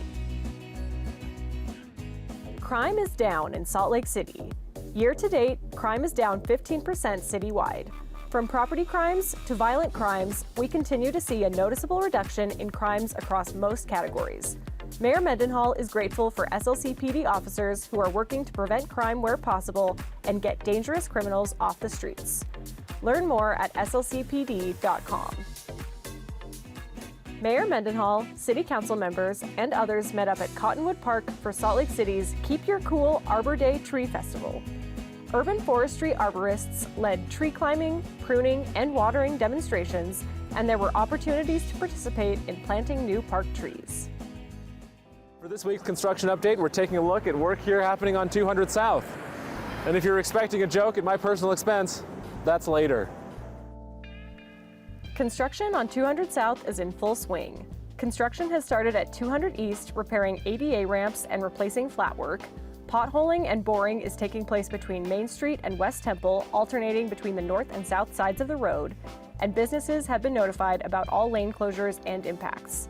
Asphalt removal has also started. Learn more at the project website. We want to give a shout out to our SLC Streets crews for winning an award from the Utah Asphalt Pavement Association for their Main Street project. For this and other updates about SLC construction, feel free to stay tuned or check slc.gov/construction. Do you guys even remember snow? I barely do. But my memory issues are a separate conversation. Up next, we talk to Shelby Polson and all the work our SLC snow fighters did in this past winter. It's been crazy this year. We've had over double the storms that we had last year. I believe the National Weather Service reported that we received 87 inches this year compared to, I believe it was 36 last year. So it's been crazy and we've been busy. The Streets snow fighters responded to 36 storms last year and over 70 storms for this year. So over here at Streets, we have 49 plow trucks. We have 90 plow operators. We run a 24-hour rotational shift, and we plow over 1,850 lane miles. So during our call out, the snow fighters will hit their main roads. So these are main roads coming to and from the freeways, going to the hospitals. So we need to make sure those routes are cleared. That way the ambulances and firefighters can get there. And then we have our bus routes and our school routes that are our secondaries. And then after that, we'll go to our residentials and hit those last. And then I believe after a snowstorm has stopped, we have 36 hours to completely clear the roads. During the storm, especially our larger storms, the snow fighters had come in earlier than what their scheduled time was. Just that way they can be proactive, get ahead of the storm, and keep the roads cleared, especially for our morning commutes and our evening commutes. And it kept the roads safer and everyone safer in general. So when you see your snow fighters driving by, make sure that you guys are waving and showing your appreciation, because they really are working hard to keep your road safe and you safe, and that appreciation goes a long way. Now on to this week's History Minute. Daraceras reticulatum. No, it's not a Harry Potter spell. It's the Grey Garden Slug. Famous for what? Oh, it is? Oh, okay. Slug, singular, magazine. Let's take a look at the history of this local magazine. Slug Magazine, which stands for Salt Lake Underground, was founded in 1989 by J.R. Ruppel, a reporter at The Private Eye, an early iteration of Salt Lake City Weekly. He created this magazine as a way to pay off bar tabs to local clubs and shine a spotlight on the music the rest of the media in the area was simply not paying attention to.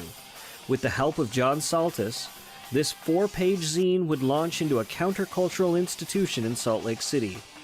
In 1994, Ruppel sold the magazine to Gianni Ellefson, who expanded the magazine's reach nationally.